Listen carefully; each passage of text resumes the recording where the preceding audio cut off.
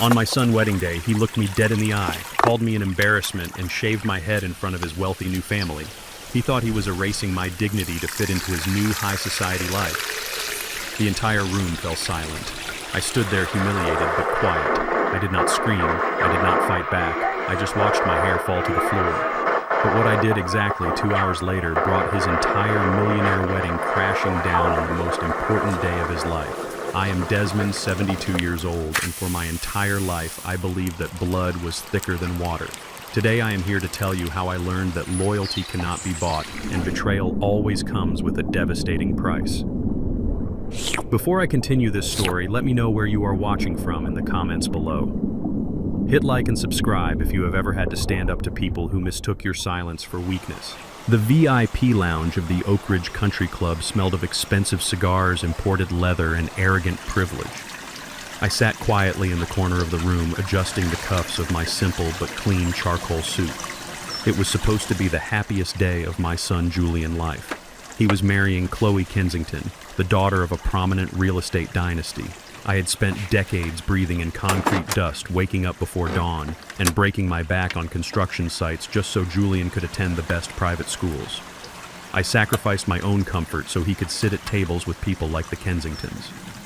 But as the heavy oak door to the lounge swung open, I quickly realized my sacrifices meant absolutely nothing to him. Julian walked in looking sharp in a custom white tuxedo. Right behind him was his future father-in-law, Richard Kensington, a man whose tailored suit could not hide the sneer permanently plastered on his face. Julian did not greet me. He did not hug me. Instead, he tossed a plastic garment bag onto the glass coffee table. Inside was a cheap, ill-fitting beige suit. "Put this on." Julian demanded, his voice tight with anxiety. "You cannot wear that old charcoal thing out there. You look like a janitor who wandered into the wrong building." I looked at the cheap fabric and then at my son. Before I could speak, Richard Kensington stepped forward, waving his hand dismissively in my direction. "The suit is the least of our problems, Julian," Richard said, his voice dripping with absolute disgust. He pointed his manicured finger directly at my head. "Look at his hair. It is completely unacceptable. We have state senators and venture capitalists sitting in that ballroom. He looks like a street thug. I will not have those unkempt dreadlocks ruining our family portraits." My breath caught in my throat. I had worn my hair in traditional locks for over 30 years. It was not a fashion statement. It was a vow. When my beautiful wife Vivian was dying of cancer, she used to weave her weak fingers through my hair. Her last words to me were a plea to never let our son forget his roots, to never let him erase where he came from, just to appease a world that would only ever see him as a token. My hair was my physical connection to the woman I loved and the history I survived. "My hair stays exactly as it is," I said, keeping my voice low and steady. Vivian loved this hair. It is a part of who I am, and I am not changing my identity for a photograph. Julian's face turned crimson with rage. He looked absolutely terrified of displeasing his wealthy father-in-law. "You are so stubborn," Julian hissed, stepping closer to me. "This is exactly why I moved out. You always have to make everything about your pride. You are an embarrassment to me. Do you understand that? You do not belong in this world, and you are trying to drag me down with you." Richard gave a cold nod toward the door. Two massive security guardsmen on the Kensington payroll stepped into the room. Julian walked over to the door and locked it with a loud, heavy click. My heart began to pound, but I refused to show fear. The guards moved in fast. They grabbed me by the shoulders and forced me down into the heavy leather armchair. I struggled, my old muscles tensing against their grip, but there were two of them, and they were young and heavy. They pinned my arms to the armrests. Richard stood back, checking his expensive watch with complete indifference, while Julian reached into a leather grooming bag on the table and pulled out a heavy-duty electric hair clipper. He flipped the switch. The loud, aggressive buzzing sound filled the small room. I stared directly into my son's eyes, searching for a shred of the boy I had raised, a shred of Vivian kindness. There was nothing there, only a desperate, pathetic hunger for white approval. "Do not make a scene, old man," Julian sneered, bringing the vibrating blades right to my forehead. "I am not going to let your ghetto aesthetic ruin the day I officially enter the upper class." He pressed the cold metal against my scalp. I felt the sharp teeth of the clipper bite into my hair. The thick, graying locks that my wife used to hold began to fall away, tumbling past my eyes and landing softly on the lapels of my suit. The physical sensation was violating, but the emotional betrayal was a knife twisting directly in my heart. My own blood. the boy I had starved for so he could eat. He was erasing my identity just to buy a few smiles from a family of arrogant strangers. It took less than 3 minutes. When the buzzing finally stopped, the room fell completely silent. The security guards let go of my arms and stepped back. Richard Kensington smirked, looking at my bare, scraped scalp with a look of mild satisfaction. "Much better," Richard said smoothly. "Now put on the cheap suit and stay in the back row when the cameras come out." Any normal man would have screamed. Any normal father would have thrown a punch, flipped the table, or broken down in tears of absolute heartbreak. But I am not a normal man. I spent my entire life learning that raw anger makes you sloppy, but silent, calculated rage makes you lethal. I slowly stood up from the leather chair. I did not raise a hand to my bald head. I did not touch the small stinging scratches the rushed clippers had left on my skin. I simply looked down at the pile of my own hair resting on the floor, and then I looked directly at Julian. He swallowed hard, taking a slight step backward, expecting a violent explosion. I reached up and calmly brushed a few loose strands of hair off the shoulder of my suit. I looked my son dead in the eye, my voice perfectly steady, carrying the heavy weight of a judge about to deliver a death sentence. "All right, son," I said quietly. "Now go out there and enjoy your wedding." Julian blinked, totally unnerved by my calm reaction, but he quickly masked it with a scoff. He turned on his heel and walked out the door with Richard trailing close behind. They thought they had just broken a poor, helpless old man. They thought they had put me in my place. They had absolutely no idea that the silent old man they just humiliated was the hidden owner of the Vanguard Equities empire. They had just handed a loaded gun to the man who secretly owned the very ground they walked on. And tonight, I was going to pull the trigger. The heavy oak door closed behind me with a sickening thud, leaving me standing alone in the grand hallway of the Oak Ridge Country Club. The cold air conditioning of the corridor immediately hit my bare scalp, sending a sharp stinging sensation across the fresh scratches Julian had carelessly left behind. My head felt painfully light and incredibly vulnerable. For over 30 years, my hair had been my crown, a physical and spiritual reminder of my beloved Vivian. Now it was just a pile of discarded clippings, swept away like meaningless trash by a country club janitor. I took a deep breath, letting the chilled air fill my lungs. I walked slowly toward the main ballroom, keeping my posture perfectly straight, but deliberately allowing my eyes to cast downward. I was playing the role of the defeated old man they fully expected to see. The grand ballroom was a blinding display of excessive, unchecked wealth. Crystal chandeliers dripped from the vaulted ceilings, illuminating a massive sea of tailored tuxedos and designer silk gowns. This was the absolute inner circle of the city elite, a world entirely built on generational wealth, exclusion, and arrogant privilege. As I stepped onto the plush carpet, the lively chatter nearest to the entrance suddenly died down. The silence spread like a highly contagious virus, rippling across the massive room table by table, until hundreds of wealthy, primarily white guests were staring directly at me. I could hear their hushed whispers cutting clearly through the soft classical music playing in the background. They pointed their expensive champagne flutes in my direction. Their eyes were filled with a toxic, sickening mixture of pity and absolute contempt. "Look at him," one woman whispered to her husband, her voice loud enough for me to hear. "He looks completely lost and out of place here." I heard another older man chuckle softly and mutter to his table that Julian was certainly doing his best to civilize his rough background, but you simply cannot polish cheap dirt. I let their cruel, arrogant words wash over me completely unbothered. They looked at my ill-fitting beige suit, the cheap polyester garment Julian had forced upon me, and saw a man who had amounted to nothing. They did not know the heavy, brutal history carved into the bones of my hands. As I walked past the glaring eyes of the high society elite, I thought about the sheer amount of concrete dust I had inhaled over the past 40 years. I remembered the blistering summer heat, the aching muscles, and the countless grueling 16-hour shifts I pulled as a general contractor. I broke my back laying the actual physical foundations of this city just so I could afford to send Julian to the most elite private academies. I paid for him to learn how to walk and talk exactly like the people currently laughing at me. I wanted him to have the opportunities I was denied. I wanted him to command respect. But education is a very dangerous thing when it completely lacks character. The more Julian learned about the world of the wealthy, the more he fiercely resented the man who was paying for his entry ticket. He grew deeply ashamed of the thick calluses on my hands. He grew ashamed of our modest home and our humble beginnings. The ultimate betrayal came 2 years ago when he started dating Chloe Kensington. Within months of meeting her wealthy family, Julian packed his bags and moved directly into the massive Kensington estate. He stopped returning my phone calls entirely. He changed his mailing address and erased me from his daily life. The final knife to the chest was when I overheard him at a public charity dinner introducing Richard Kensington to his friends as the father he always wished he had. He happily traded his own blood and his own history for a slice of their fake, glamorous pie. I found an empty seat near the very back of the room, right next to the kitchen swinging doors, exactly where Richard had instructed me to stay hidden. I had barely sat down when a cloud of overpowering, expensive perfume assaulted my senses. Chloe, my brand new daughter-in-law, was walking purposely toward me. She wore a stunning, custom-laced gown that probably cost more than most working-class families make in an entire year. Her blonde hair was perfectly styled, and a massive diamond necklace rested heavily on her chest.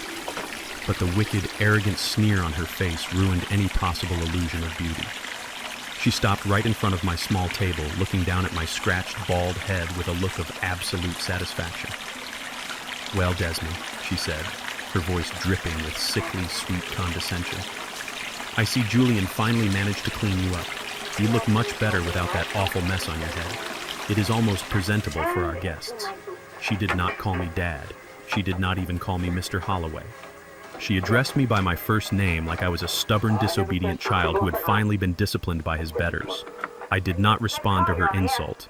I just looked up at her, keeping my expression perfectly blank and unreadable. Chloe smirked, clearly enjoying what she firmly believed was my complete and utter submission. She reached into a small, elegant silk clutch she was carrying and pulled out a thick, folded legal document. She tossed the heavy stack of papers directly onto my lap. It landed with a soft thud against the cheap fabric of my beige suit. "Make sure you come up to the stage and sign this later when my father calls your name," she commanded, crossing her arms over her chest like a dictator giving an order. "It is a transfer of deed. Since you clearly do not have the financial funds to contribute to our new luxury life together, my father thought this would be the only wedding gift you could actually afford to give us. Consider it your required admission ticket to stay in Julian life." Chloe turned on her expensive heel and glided back across the marble floor toward the sweetheart table where Julian was waiting for her with a fresh glass of champagne. I looked down at the thick document resting heavily on my lap. I slowly unfolded the crisp white pages. My eyes scanned the dense legal jargon with the lightning speed and flawless precision of a man who had spent 3 decades navigating complex corporate real estate law in the shadows. It was an unconditional, irrevocable transfer of property. They were legally demanding the deeds to the 50-hectare plot of undeveloped land my family had owned for 3 generations. The land was located just outside the city limits, sitting right in the middle of a highly coveted, massively profitable new commercial development zone. The sheer audacity of the demand was breathtaking. They were not just asking for a traditional wedding blessing. They were executing a bold daylight robbery disguised as a family milestone. The message hidden between the legal lines was crystal clear. If I did not sign this document in front of all these wealthy people tonight, Julian would be utterly useless to them. I knew exactly how these elite families operated. Julian genuinely thought they loved him, but he was nothing but a pawn to them. They had accepted a young black man into their exclusive inner circle for one reason and one reason only. They desperately wanted my land. If I refused to hand it over, they would throw my son out on the street before the ink on his marriage certificate was even dry. He would lose the glamorous high society life he had completely sold his soul to achieve. They thought I was a desperate, lonely old man who would do absolutely anything to keep his only son from cutting him off forever. They thought the sudden public humiliation of the shaved head would permanently break my spirit and make me completely compliant. They thought the heavy social pressure of the wealthy crowd would force my hand to sign on the dotted line. They had absolutely no idea that the quiet man sitting in the back of the room staring at their fraudulent contract was not a struggling, exhausted contractor. They did not know I was the anonymous founder and absolute majority shareholder of Vanguard Equities, a shadow titan in the commercial real estate world. I did not panic. I did not shed a tear. I simply folded the aggressive contract back up and placed it neatly on the table in front of me. I slipped my hand silently into the pocket of my cheap beige suit and wrapped my fingers firmly around my cell phone. The Kensingtons wanted a financial transaction to secure their legacy. I was going to give them a total financial slaughter. I slipped away from my small table near the kitchen doors, leaving the heavy folded contract sitting next to my glass of ice water. The wealthy guests were too busy sipping expensive champagne and laughing at their own arrogant jokes to notice the bald old man blending into the shadows. I pushed through the swinging wooden doors and stepped into the stark fluorescent lighting of the service hallway. The vibrant music of the string quartet instantly faded behind me, replaced by the frantic energy of caterers rushing plates of food back and forth. I ignored them completely, walking with absolute purpose down a narrow corridor that the wealthy club members were never allowed to see. I stopped in front of a heavy, reinforced steel door at the very end of the hall. There was no sign on the outside, just a small digital keypad. I did not bother to knock.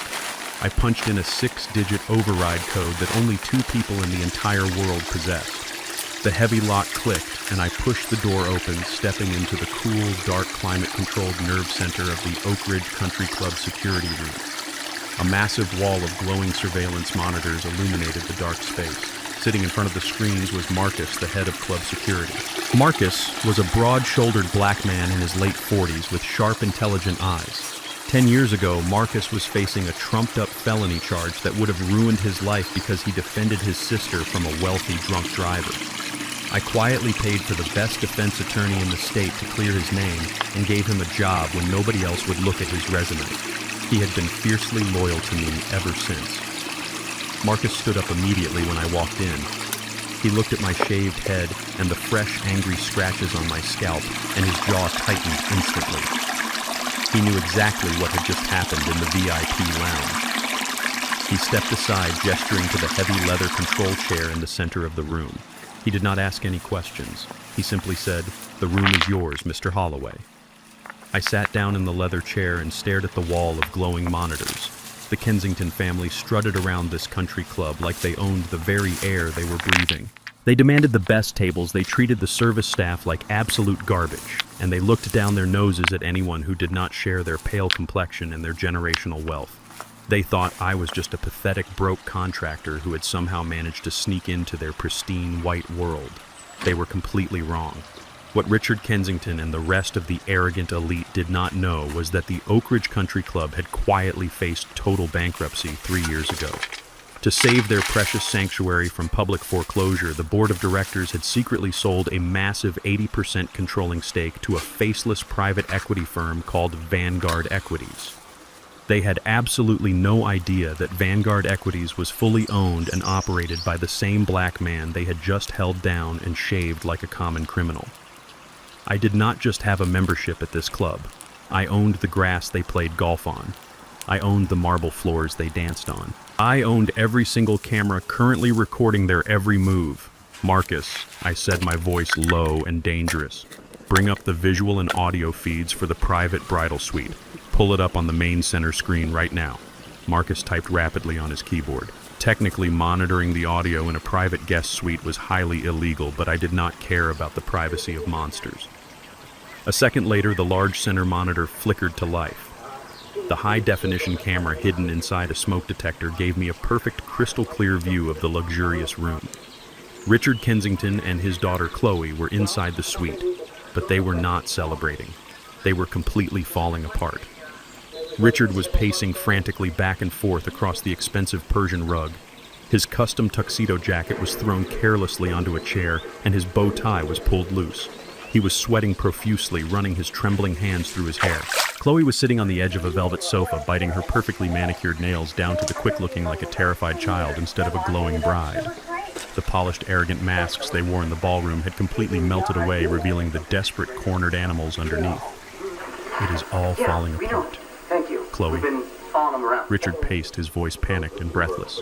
"The federal investigators raided our downtown offices this morning. They took the hard drives. They took the financial ledgers. We are out of time." Chloe stood up, her hands shaking violently. "Dad, you promised me you had this under control," she pleaded, her voice shrill with terror. "You said the new investors would cover the deficits. You said nobody would ever find out about the missing funds. There are no new investors, Chloe." Richard yelled back, losing his temper entirely. Do you not understand what is happening? The Kensington Group is completely empty. It is a shell. We have been using new investor money to pay off the old investor returns for 5 years. It is a textbook Ponzi scheme, and the music has finally stopped.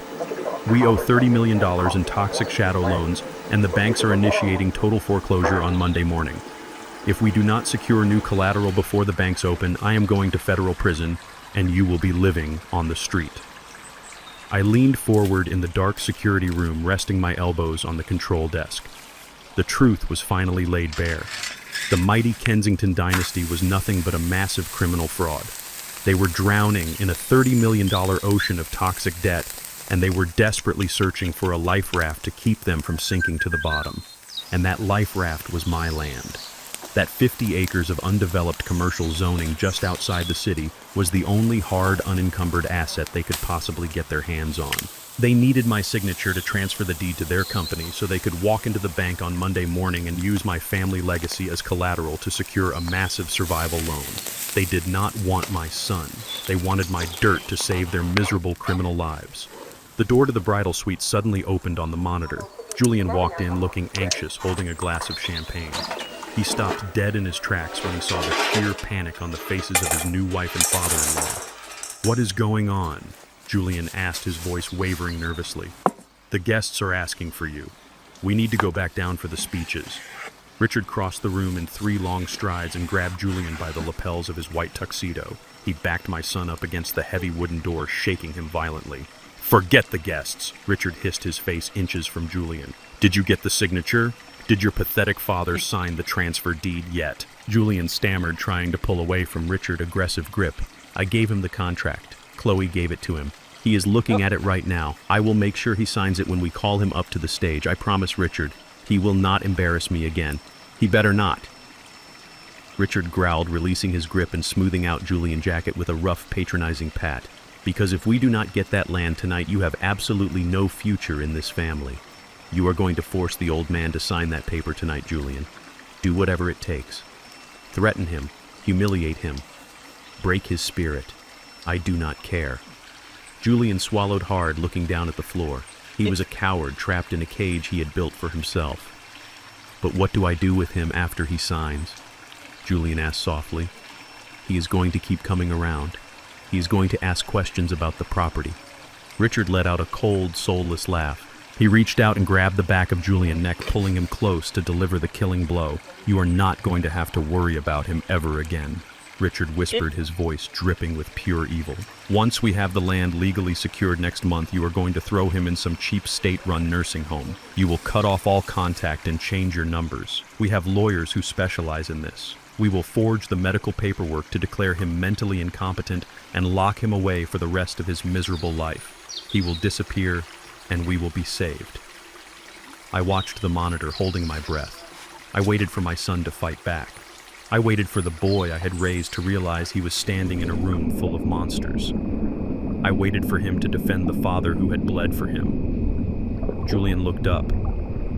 He looked at Chloe, who was staring at him with desperate, pleading eyes. Then he looked at Richard.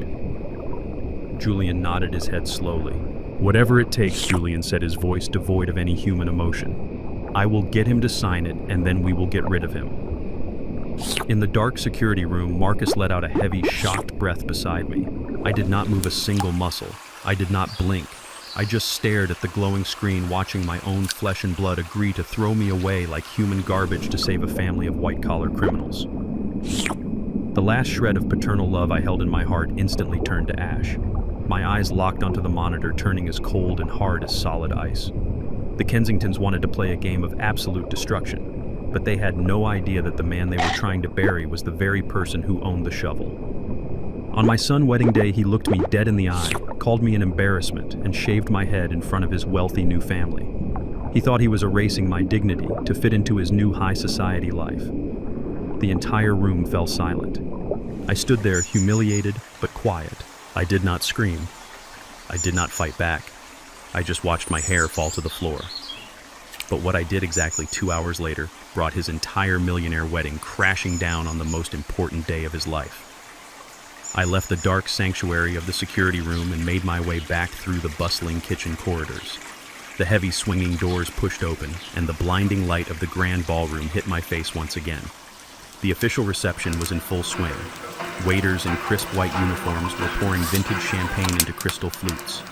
The 300 VIP guests were taking their seats, their expensive jewelry sparkling under the massive chandeliers.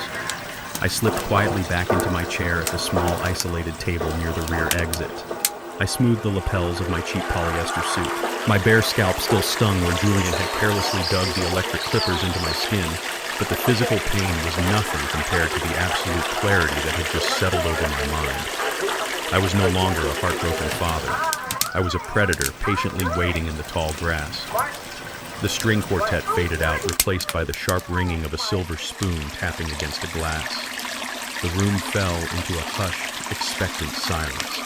Julian stood at the center of the lavishly decorated stage holding a microphone. His white custom tuxedo practically glowed under the stage lights. Chloe stood right beside him, her hand resting possessively on his arm. They looked like the perfect, wealthy, untouchable couple. Julian cleared his throat, putting on that polished, engineered smile he had learned from his new family. "Thank you all for being here tonight," he began, his voice echoing through the state-of-the-art sound system. "Tonight is about more than just a wedding.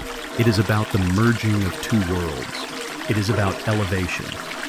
He paused dramatically, looking out over the sea of wealthy investors, politicians, and real estate moguls. "Growing up, I did not have much." Julian continued, his tone shifting into a carefully rehearsed faux humility. "I came from a very simple, very basic background. I was taught that you just keep your head down and accept your lot in life. I was surrounded by a mindset of limitation. But then I met the Kensington family." Julian turned and smiled warmly at Richard Kensington, who was sitting at the head table looking like a proud mafia boss. "Richard took me under his wing," Julian proclaimed, his voice dripping with sycophantic devotion. "He showed me what true ambition looks like. He taught me that family is not just about where you come from, but about the legacy you choose to build." The Kensingtons welcomed me into their home.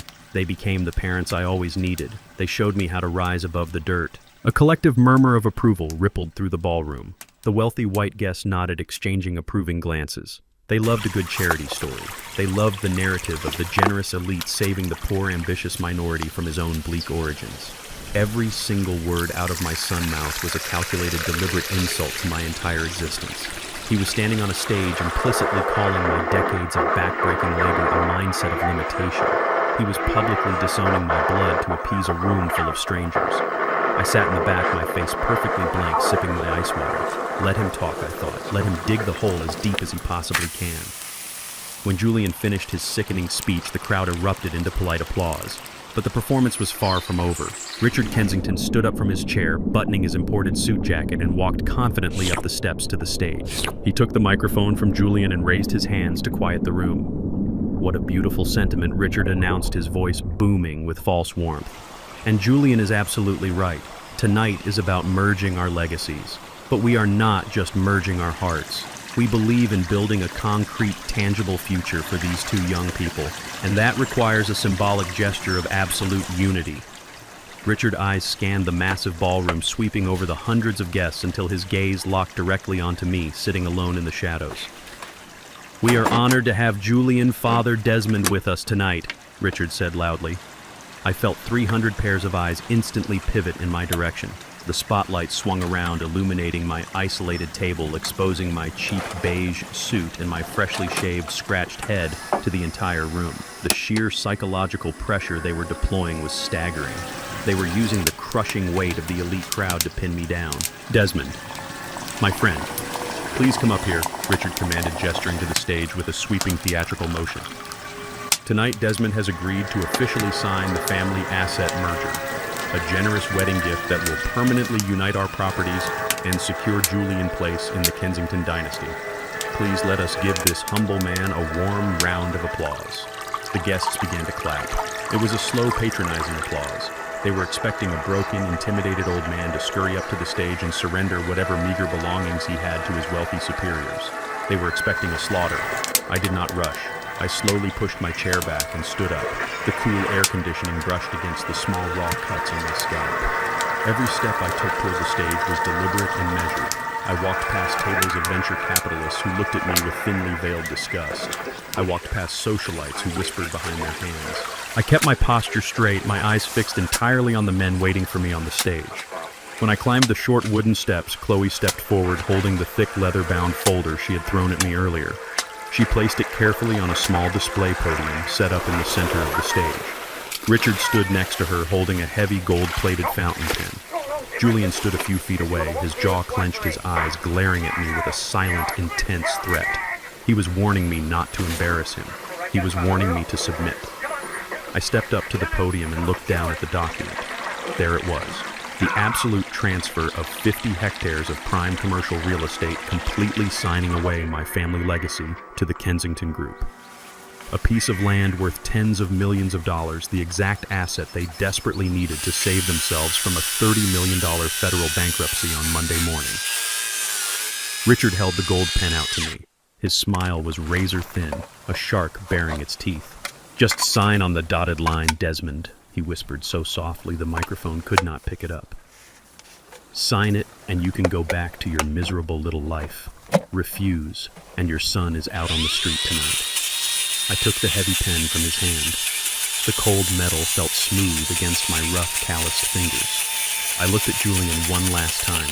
I stared directly into the eyes of the boy I had raised silently, offering him one final, ultimate chance to stop this.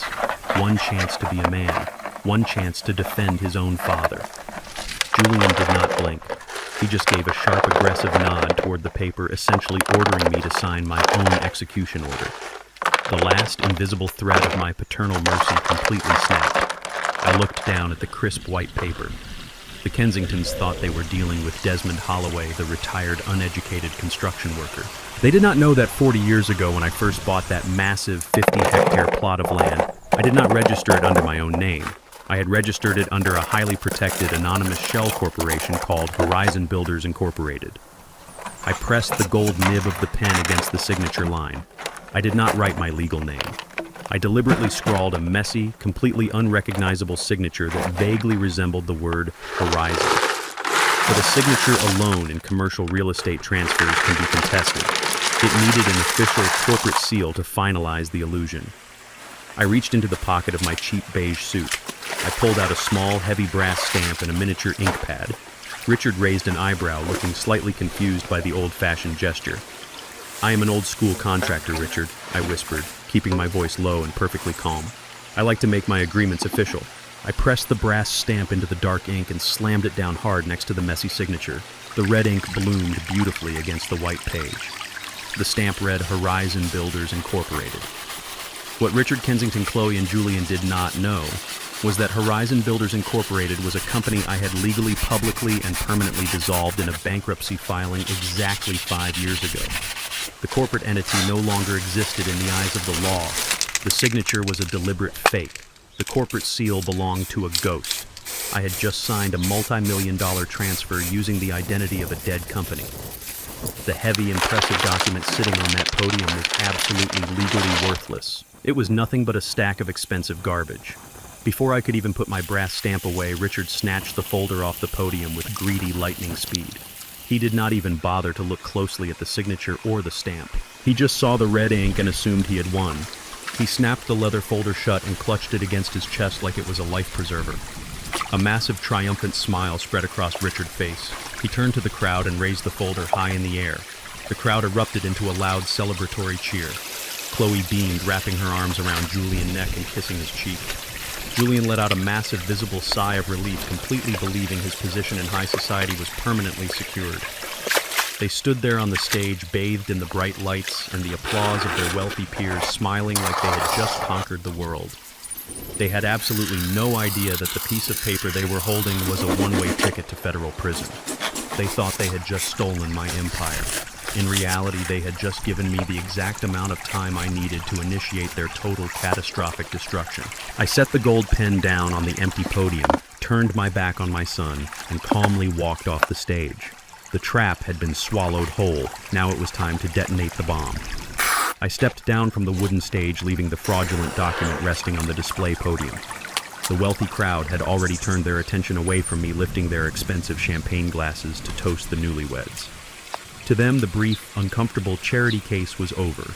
The poor old black man had surrendered his dirt and could now be dismissed. I walked slowly toward the heavy mahogany doors at the back of the ballroom, feeling the cool air conditioning brush against my completely bare, scratched scalp. Before I could even reach the exit, a hand clamped down hard on my shoulder. I did not have to turn around to know it was Julian. He pulled me slightly into the shadows of a large floral arrangement out of sight of his new elite family. "You can leave now, Julian," hissed his voice, tight and completely devoid of any human warmth. "You did your part. The driver is waiting for you at the service exit. Go straight to the car and do not talk to anyone on your way out. I will call you next week to arrange the collection of your things from the house." I looked at the young man standing in front of me. He was wearing a custom white tuxedo that cost more than my first car. I remembered holding him when he was a baby, promising his mother Vivian that I would break my back to give him the world. I had kept that promise. I gave him the world and he traded it for a cheap illusion of white high society. He was looking at me with pure, unadulterated embarrassment. He wanted me to vanish through the service doors like the hired help so he could go back to playing his pretend role. I did not argue. I did not raise my voice to remind him that he was speaking to the father who had bled for him. I simply gave him a slow, deliberate nod. "Enjoy your wedding, Julian," I said, my voice lower and colder than the ice in his glass. I turned my back on my only son and walked through the heavy swinging doors, leaving the bright lights of the ballroom behind me. The service corridor was a completely different world. It was a chaotic maze of stainless steel shouting chefs and waiters rushing by with massive silver trays. I blended right in. To the staff, I just looked like another working-class old man who had gotten lost trying to find the restroom. But I was not lost. I knew the blueprints of the Oak Ridge Country Club better than the architect who designed it because I had quietly financed its massive renovation 3 years ago. I did not walk toward the service exit where Julian Driver was supposedly waiting to carry me away in shame. Instead, I navigated through the bustling kitchen, stepping past the massive industrial ovens and the towering racks of fine china. I walked down a narrow, dimly lit hallway reserved exclusively for executive staff and stopped in front of a heavy, unmarked steel door. I punched in a silent security code and stepped into the private logistics office. Standing by the large wooden desk, waiting in the absolute silence of the soundproof room, was Maxine. Maxine was not just a lawyer. She was a weapon of mass destruction wrapped in a flawless, tailored suit. She was a brilliant, ruthless 35-year-old black woman who had graduated at the top of her class from Harvard Law. The elite corporate firms downtown had tried to recruit her for years, but she chose to work exclusively for Vanguard Equities. She chose to work for me because I let her take the gloves completely off when dealing with corrupt billionaires who thought they owned the world. Maxine looked up from her tablet as I walked in. Her sharp, calculating eyes immediately went to my shaved head. She saw the raw, red scratches on my scalp. Her jaw locked instantly, a muscle ticking in her cheek. She knew exactly what Julian and Richard Kensington had done to me. She knew how much my traditional hair meant to me and my late wife. Maxine did not offer empty sympathy or pathetic words of comfort. She knew I did not want pity. I wanted a slaughter. "Are we ready?" I asked, my voice echoing in the quiet office. Maxine nodded, sliding a sleek black leather briefcase across the desk. She clicked the metal clasps open, revealing a mountain of highly confidential financial documents. "More than ready, boss," she said, her voice dripping with a lethal professional calm. "I have the entire financial autopsy of the Kensington Group right here in this folder." I stepped up to the desk and looked down at the papers. The mighty Kensington real estate dynasty was a rotting corpse propped up by stolen money. Richard Kensington had spent the last 5 years running a massive Ponzi scheme, moving money from new investors to pay off the old ones buying yachts and mansions while his company bled to death from the inside out. But the banks had finally caught on. Legitimate lenders had completely cut him off. In his absolute desperation to keep up his wealthy facade, Richard had turned to the shadow banking sector. He had borrowed $30 million from dangerous, unregulated private equity firms and organized crime syndicates. He was completely drowning, and those dangerous men were coming to collect their money on Monday morning. That was exactly why he desperately needed my land to use as fake collateral to save his own skin. I looked at Maxine, the cold rage inside me solidifying into absolute focus. "I do not want to wait until Monday," I instructed, my tone flat and uncompromising.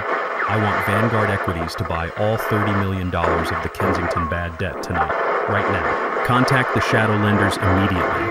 Offer them a 15% premium to sell the paper to us in cash. Maxine's lips curled into a sharp, predatory smile. Buying their debt at a premium would cost a fortune, boss, she noted, though her fingers were already flying across the screen of her encrypted tablet to draft the urgent acquisition orders. I do not care what it costs, I replied, staring at the financial ledgers. I have spent my entire life saving my money in the shadows. Tonight, I am spending it to destroy theirs. I want to hold the absolute legal rights to their entire existence. I want to own the mortgage on their estate, the liens on their cars, and the very breath in their lungs. Make sure the transfer is finalized and legally binding before they even think about cutting that ridiculously expensive wedding cake out there. Consider it done, Maxine said, tapping the final confirmation on her screen. It will take 20 minutes to clear the international wires. They will not even know what hit them. I nodded, adjusting the cuffs of my cheap beige suit. The trap was fully loaded. Julian thought he had erased me. Richard thought he had saved himself. They had no idea that the silent old man they just humiliated had just purchased the legal right to completely eradicate their future. I turned to leave the office, intending to walk back into the shadows of the grand ballroom and watch my son's arrogant new family celebrate their last moments of freedom. But before my hand could even touch the brass doorknob, Maxine spoke up. "Wait, boss," she said, her tone suddenly shifting from corporate triumph to a dark, urgent warning.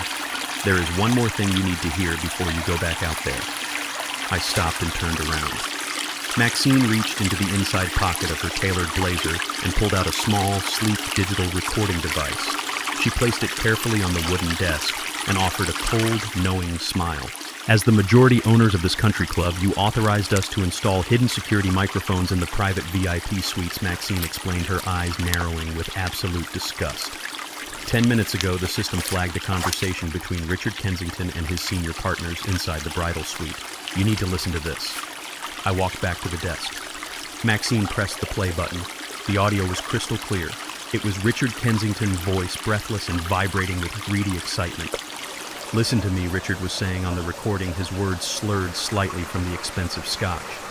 "The old black guy just signed the land over. It is ours, but the land is just the collateral for the banks on Monday. We need liquid cash right now to keep the feds off our backs this weekend. All of the biggest venture capitalists in the state are sitting out there in the ballroom right now drinking my champagne. Tonight we launch the Green Horizon Initiative. We tell them we are building a state-of-the-art exclusive eco-resort on the newly acquired 50-hectare property. We open the floor for exclusive invite-only seed funding. They are drunk, they are happy, and they trust me. We can easily collect $10 million in personal checks before midnight." Another voice on the recording, one of his corrupt partners, chimed in nervously. "But Richard, we do not have permits for an eco-resort. We do not have blueprints. The whole project is completely imaginary. I do not care if it is imaginary." Richard laughed a cold, psychopathic sound. "By the time those rich idiots realize there is no resort, we will have moved the cash to the offshore accounts in the Caymans. We take their money tonight, we let the old man take the fall for the fraudulent land deed next week, and we walk away totally clean." The recording clicked off, leaving a heavy, suffocating silence in the logistics office. My jaw locked so tight my teeth ground together. Richard Kensington was not just a desperate businessman trying to save his sinking ship. He was a relentless predator. He was using my son's wedding. He was using my supposed land, and he was using the trust of his own wealthy peers to execute the final, most devastating stage of his Ponzi scheme. He was going to rob 300 people blind while his daughter danced in her wedding dress. Maxine crossed her arms, looking at me with a lethal calmness. "He is about to turn your son's wedding into the biggest financial crime scene in the history of Atlanta," she said quietly. "He is not just defrauding the bank's boss. He is planning to scam all 300 VIP guests out there tonight, right before they cut the cake. On my son's wedding day, he looked me dead in the eye, called me an embarrassment, and shaved my head in front of his wealthy new family. He thought he was erasing my dignity to fit into his new high society life." The entire room fell silent. I stood there, humiliated but quiet. I did not scream. I did not fight back. I just watched my hair fall to the floor.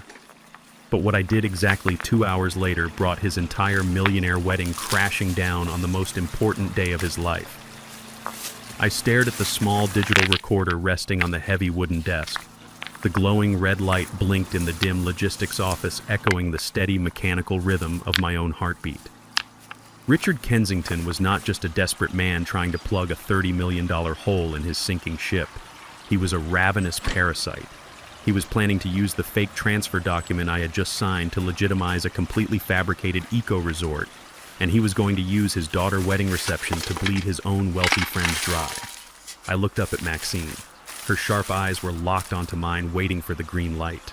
She knew I had a zero-tolerance policy for thieves who wore tailored suits and hid behind corporate charity galas. "You have exactly 30 minutes, Maxine," I said, my voice barely above a whisper, but carrying the weight of an absolute mandate. "Push the 15% premium to the shadow lenders immediately. Tell them Vanguard Equities wants the entire Kensington debt portfolio finalized and legally transferred to our holding accounts before the clock strikes 9. I do not care what financial backdoors you have to kick open to make it happen. I want to hold the deed to Richard Kensington's miserable life before they cut that ridiculously expensive wedding cake out there." Maxine did not smile, but a dangerous, predatory glint flashed in her dark eyes. "Consider them already dead, boss," she replied, her fingers immediately flying across the encrypted tablet to initiate the massive wire transfers. "I will text you the second we hold the absolute legal authority to execute the foreclosure." I nodded, once turned my back on the logistics office, and pushed back through the heavy swinging doors into the grand ballroom. The air conditioning immediately hit the raw, stinging scratches on my freshly shaved scalp, a physical reminder of the ultimate disrespect I had endured just an hour ago. But the humiliation was entirely gone. It had been completely burned away, replaced by the cold, sterile focus of an executioner stepping onto the scaffold. I walked quietly along the perimeter of the room, keeping to the shadows cast by the towering floral arrangements. I returned to my small, isolated table near the rear exit and sat down in the dark. From this vantage point, I had a perfect, unobstructed view of the entire ballroom. It was like watching a perfectly choreographed wildlife documentary, except the predators were wearing imported silk and drinking vintage champagne. I watched Richard Kensington working the room.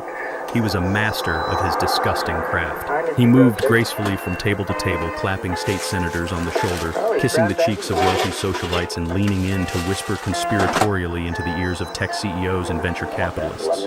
He was selling them the ghost. He was pitching the Green Horizon Initiative, the state-of-the-art eco-resort he claimed he was going to build on my 50 hectares of land. The land he thought he had just stolen from a naive, uneducated black contractor. I watched, absolutely fascinated by the sheer audacity of human greed, as checkbooks literally began to appear on the silk tablecloths. I saw men in $10,000 tuxedos hastily writing personal checks for $500,000, desperate to get in on the ground floor of Kensington exclusive new venture. Richard was collecting millions of dollars in fraudulent investments, while the string quartet played a cheerful symphony in the background. It was a breathtaking, horrifying display of high society cannibalism. Then my eyes drifted to the sweetheart table in the center of the room. Julian sat there next to his glowing bride, laughing loudly at a joke someone had just told. He was holding a crystal flute of champagne, soaking in the admiration of the elite crowd. He genuinely thought he had finally arrived. He thought he had successfully shed the heavy working-class skin of his past and secured his permanent place among the untouchable royalty of the city. He did not realize that the royal family he had married into was nothing but a cartel of bankrupt frauds, and that he was sitting right at the epicenter of a massive federal crime scene. I remembered sitting on the edge of Julian's bed when he was 10 years old. I remembered showing him how to tie a Windsor knot with a cheap tie I had bought from a discount store. I told him that day that a man is only as good as his word, and that real respect is earned through sweat, honesty, and protecting the people who stand behind you. I had worked until the cartilage in my knees deteriorated just to pay for the elite education I thought would make him a leader. Instead, that education had taught him how to despise the very hands that fed him. He traded his soul for a seat at a table that was currently resting on quicksand. Suddenly, the loud, arrogant laughter stopped. Julian had turned his head, and his eyes locked directly onto mine across the massive expanse of the ballroom. His smile instantly vanished, replaced by a dark, furious scowl. He set his champagne glass down so hard the crystal nearly shattered. He whispered something, hurried to Chloe, stood up from the sweetheart table, and began marching furiously toward the back of the room. He navigated through the maze of tables, his face flushed with alcohol and unadulterated rage. He did not care if a few guests noticed his sudden aggressive demeanor. All he cared about was the fact that the human stain on his perfect evening had not been properly scrubbed away. He reached my table and did not even bother to lower his voice. "What the hell are you still doing here?" Julian hissed, stepping directly into my personal space. Before I could even blink, my son reached out and grabbed the lapels of my cheap beige suit. He bunched the coarse polyester fabric in his fists and physically jerked me upward, leaning his face so close to mine I could smell the expensive liquor on his breath. It was the ultimate unforgivable transgression. A son laying his violent hands on the father who gave him life. "I told you to get out!" Julian spat his eyes wide with frantic, hateful panic. "The driver has been waiting at the loading dock for an hour. Are you completely insane? Are you trying to ruin the most important night of my life? How much more do you want to humiliate me? You signed the paper. You gave them the dirt. You are done here. Get the hell out of my sight before I have security throw you out onto the street." I did not raise my hands to break his grip. I did not flinch. I did not try to pull away.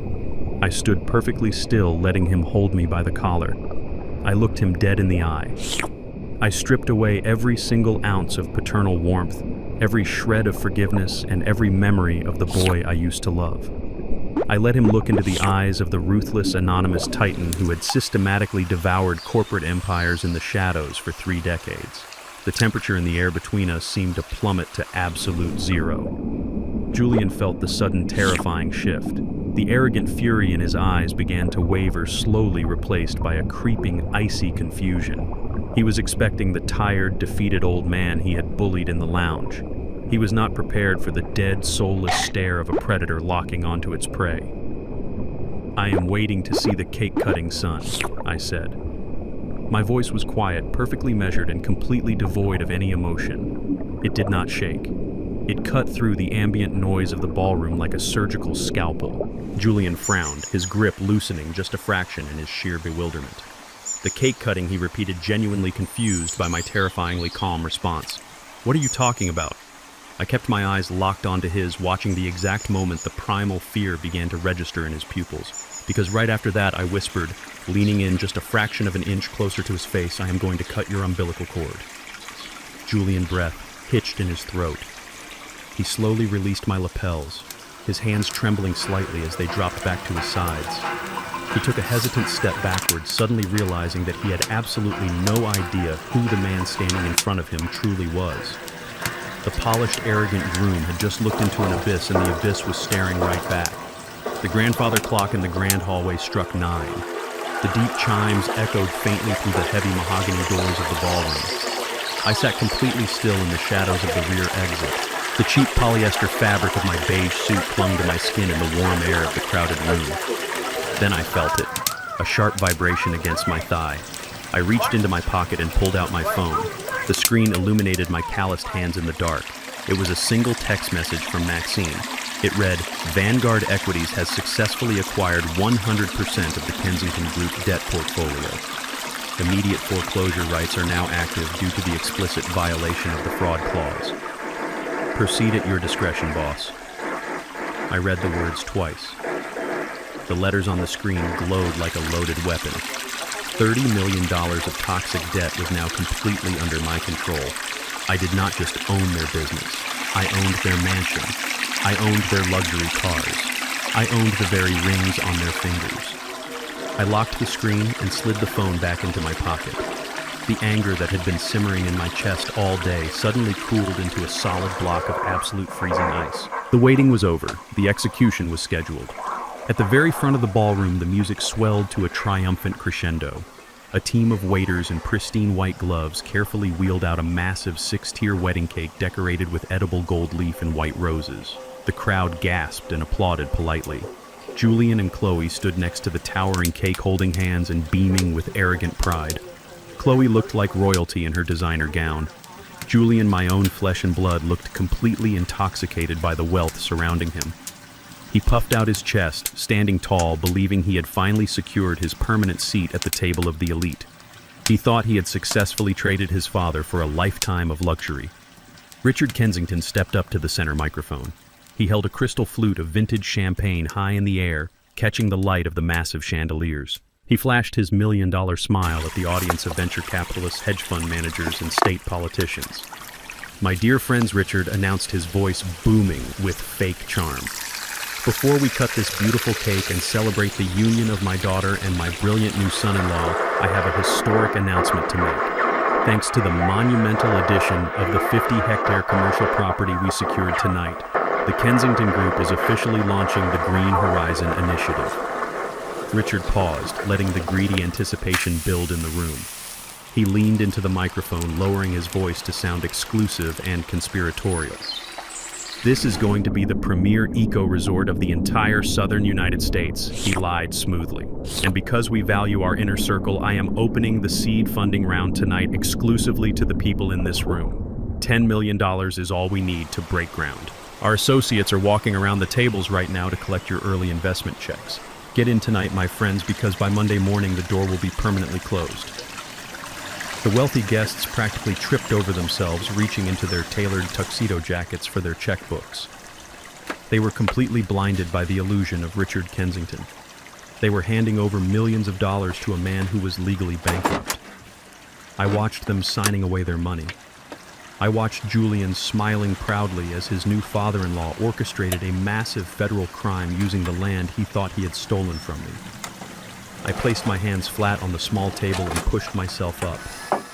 I did not slouch my shoulders anymore. I stood at my full, intimidating height. I took a deep breath, filling my lungs with the heavy, scented air of the ballroom. I stepped out of the shadows and began walking straight down the center aisle. My heavy footsteps moved in perfect rhythm. The guests sitting at the tables near the aisle started to notice me.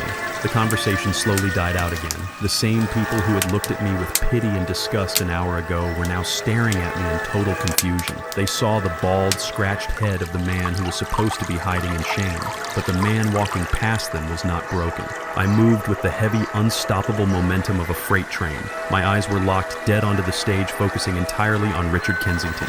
Richard was smiling, taking a folded check from a wealthy tech executive when he saw me marching down the aisle. His smile froze instantly. His eyes widened in sudden angry panic. He leaned back and gave a sharp, subtle nod to his two personal security guards standing near the edge of the stage. These were massive men wearing dark suits and earpieces, hired specifically to protect the Kensington family from any unwanted disruptions.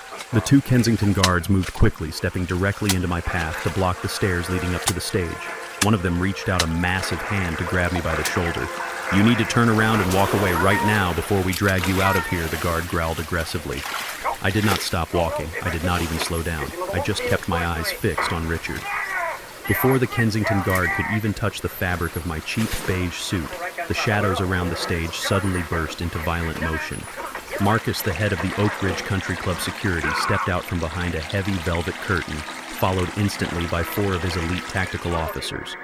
These were my men. They were highly trained, deeply loyal, and they answered to absolutely no one but Vanguard Equities. The takedown was completely silent and brutally efficient. Marcus lunged forward, grabbing the first Kensington guard by the wrist, twisting his arm sharply behind his back, and forcing him to his knees on the hard marble floor. The other country club officers swarmed the second guard, sweeping his legs out from under him and pinning him face down against the ground. It happened so fast, the wealthy guests sitting in the front row gasped in pure shock, spilling their expensive champagne. Richard Kensington dropped his glass. It shattered against the wooden stage. He looked down at his elite private security team, currently immobilized and groveling on the floor. He looked up at Marcus, expecting the country club security to protect the wealthy members. But Marcus simply stood guard at the bottom of the stairs, staring at Richard with absolute lethal authority, making it crystal clear that he was acting on my direct orders. I walked past the subdued guards without giving them a single glance.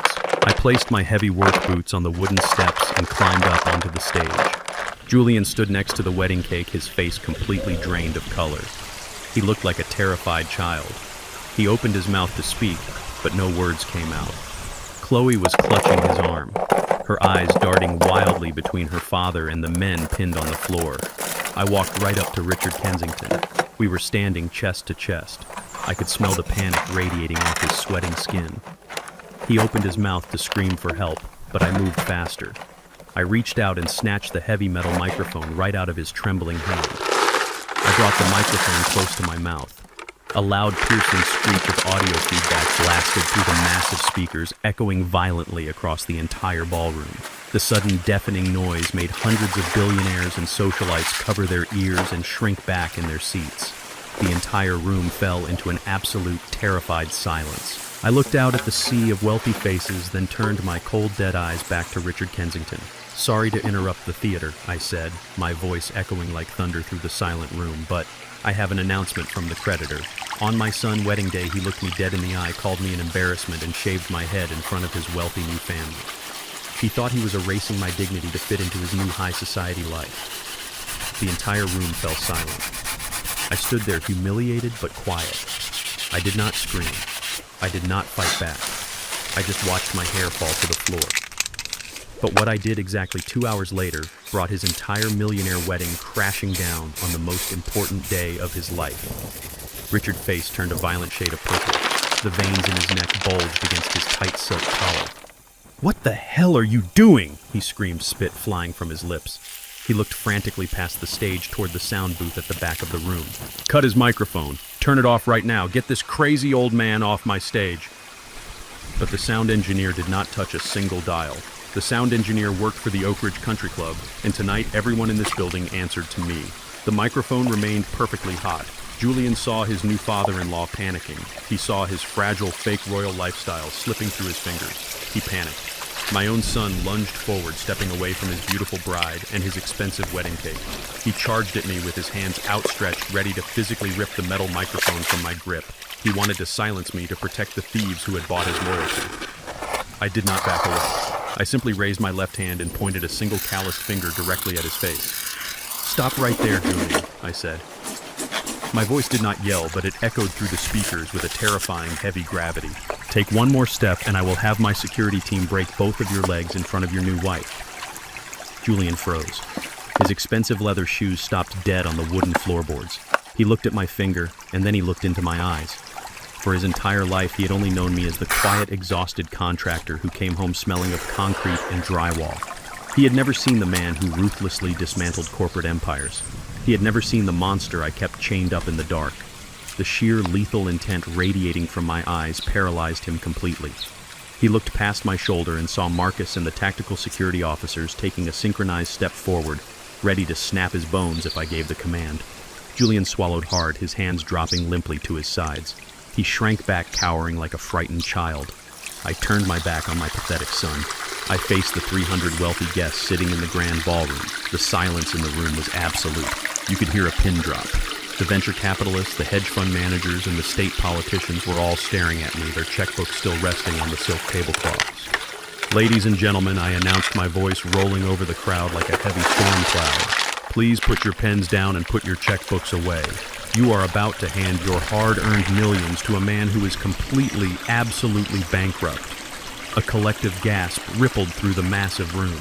The wealthy elite shifted in their seats, exchanging shocked, terrified glances. Richard Kensington let out a strangled, panicked noise, but I did not let him interrupt. "Richard Kensington just stood on this stage and asked you to invest $10 million in a state-of-the-art eco-resort." I continued pacing slowly across the stage, owning the room completely. "He told you he had the land. He told you he was securing the future. But the Green Horizon Initiative does not exist. There are no blueprints. There are no permits. It is nothing but a desperate fairy tale invented by a man who is currently drowning in a $30 million ocean of toxic debt. He planned to take your investment checks tonight, move the cash to offshore accounts in the Cayman Islands before midnight, and leave you all holding the bag."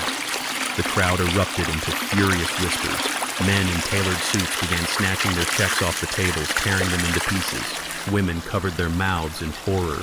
The grand illusion of the Kensington dynasty was cracking wide open under the bright chandelier lights. Richard stepped forward, trembling violently. "That is a lie," he screamed, pointing a shaky finger at me. "Do not listen to him. He is just a bitter, poor old man. I have the contract. I have the 50 hectares of commercial real estate. He signed it over to us not even an hour ago. We have the collateral." I stopped pacing. I turned to look at Richard, and I let a cold, dark smile spread across my face. "You are right, Richard," I said, speaking directly into the microphone. You do have a piece of paper. You stood on this stage and you forced me to sign a transfer deed in front of all these people. You thought you were humiliating me. You thought you were stealing my family legacy to save your own miserable skin. But you forgot one very important rule of business. You never trust a man who has absolutely nothing to lose. I pointed to the heavy leather-bound folder that Richard was clutching tightly against his chest. I did not sign that document with my legal name. I revealed my voice echoing through the stunned ballroom, and I did not stamp it with a valid corporate seal. The land you just bragged about, the 50 hectares you were planning to use to save your company from federal foreclosure, has belonged to a highly protected anonymous trust for 3 decades. The signature I put on your precious paper was a deliberate fake. The brass stamp I used belonged to a shell company named Horizon Builders Incorporated, a company that I legally, completely, and permanently dissolved in a bankruptcy court exactly 5 years ago. The air was sucked right out of the room. The wealthy guests stared at the stage in absolute disbelief. That piece of paper you are holding, I said, looking straight into Richard's terrified eyes, is legally worthless. It is a ghost. It is garbage. You do not own my land, Richard. You do not own a single solitary grain of dirt. Richard Kensington's face turned the color of ash. He looked down at the leather folder clutched in his hands, as if it had just turned into a venomous snake. His hands were shaking so violently he could barely get the folder open. He flipped past the title pages, frantically searching for the signature line, his bloodshot eyes locked onto the messy scrawl and the bright red ink of the brass stamp. Horizon Builders Incorporated. A dead company, a worthless agreement. The realization hit him like a physical blow to the chest. He staggered backward, bumping into the table, holding the massive 6-tier wedding cake. The crystal champagne glasses rattled. His entire empire, his mansion, his cars, his reputation, it was all gone. It had all vanished in the red ink of an old contractor stamp. He looked up at me, his face twisted into a mask of pure, unadulterated hatred. He lost whatever tiny shred of sanity he had left. As Richard screamed his empty threats about lawyers and lawsuits, the entire ballroom watched a man completely unravel. The venture capitalists who had been kissing his ring just 10 minutes ago were now pulling out their cell phones, furiously texting their own legal teams to sever all ties with the Kensington Group. The elite society that Richard had sacrificed his soul to impress was now looking at him like a diseased animal. I watched Julian standing next to the wedding cake. My son was breathing rapidly, his eyes darting back and forth between his furious father-in-law and the calm, steady presence of the father he had just betrayed. Julian was slowly realizing that he had not married into a royal family. He had married into a sinking ship, and he had personally burned the only lifeboat that could have saved him. "You tricked me," Richard roared, his voice cracking with hysterical desperation. He threw the useless leather folder onto the floor. "You lied to me, you filthy, poor old man. I will destroy you for this. I will call my legal team right now. We will sue you for fraud. We will take you to federal court. I will have my lawyers crush you into dust." I stood perfectly still under the bright stage lights. I looked at the broken, sweating billionaire throwing a temper tantrum at his daughter's wedding. I did not raise my voice. I did not need to. I brought the microphone to my lips and delivered the cold, undeniable truth. "I am looking forward to seeing you in court, Richard," I said, my tone dropping to a lethal, chilling whisper. "But tell me something. With what money are you going to hire those lawyers?" On my son's wedding day, he looked me dead in the eye, called me an embarrassment, and shaved my head in front of his wealthy new family. He thought he was erasing my dignity to fit into his new high society life. The entire room fell silent. I stood there humiliated but quiet. I did not scream. I did not fight back. I just watched my hair fall to the floor. But what I did exactly 2 hours later brought his entire millionaire wedding crashing down on the most important day of his life. The question hung in the cold air of the silent ballroom. Richard Kensington had just threatened to crush me with his expensive lawyers, and I had just asked him what money he planned to use to hire them. He stood on the stage, sweating profusely, his chest heaving as his panicked brain tried to process the sheer magnitude of the trap he had just stepped into. But before he could even attempt to formulate a pathetic response, the heavy double mahogany doors at the main entrance of the grand ballroom flew open with a massive echoing thud. The 300 wealthy guests sitting at their perfectly decorated tables instantly turned their heads toward the back of the room. The string quartet had long since stopped playing, leaving nothing but the sound of heavy, determined footsteps echoing against the imported marble floors. Walking straight down the center aisle, cutting through the sea of terrified venture capitalists and corrupt politicians, was Maxine. She looked like the absolute grim reaper of the corporate world. She wore a razor-sharp black-tailored suit, and her heels clicked against the floor with the steady, terrifying rhythm of a ticking time bomb. But she was not alone. Flanking her on both sides were 4 highly trained forensic auditors wearing matching dark suits and holding thick, heavy metal briefcases. They moved with absolute military precision, entirely ignoring the lavish wedding decorations and the staring billionaires. They were not there to celebrate. They were there to perform a complete financial autopsy on the Kensington dynasty. The crowd of elites parted for them instinctively. These wealthy people knew exactly what a federal audit team looked like. They could smell the legal blood in the water, and they desperately pulled their chairs back to avoid getting splashed by the incoming slaughter. Richard Kensington watched them march down the aisle, his jaw trembling uncontrollably. He recognized the unmistakable posture of corporate executioners. Maxine reached the wooden steps of the stage and walked up without breaking her stride. The 4 auditors stopped at the bottom of the stairs, standing in a perfect line, turning their cold, calculating eyes toward the audience to ensure no one interfered. Maxine walked directly over to me. She did not look at Richard. She did not look at my horrified son, Julian. She simply opened her leather briefcase and pulled out a thick stack of legal documents. The bright red acquisition stamps from the state courthouse glared violently against the crisp white paper. It was the physical manifestation of total, absolute ruin. Maxine handed the heavy stack of papers to me with a sharp, professional nod and stepped back, folding her arms across her chest.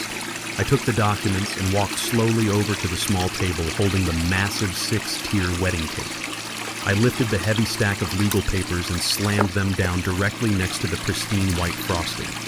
The impact was so hard the crystal champagne glasses rattled and a small piece of the cake crumbled onto the tablecloth. Richard I said, speaking clearly into the microphone so every single person in the massive ballroom could hear the exact details of his destruction.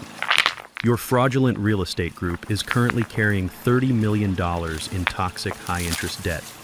You borrowed that money from dangerous, unregulated shadow lenders because every legitimate bank in this country realized you were running a pathetic Ponzi scheme.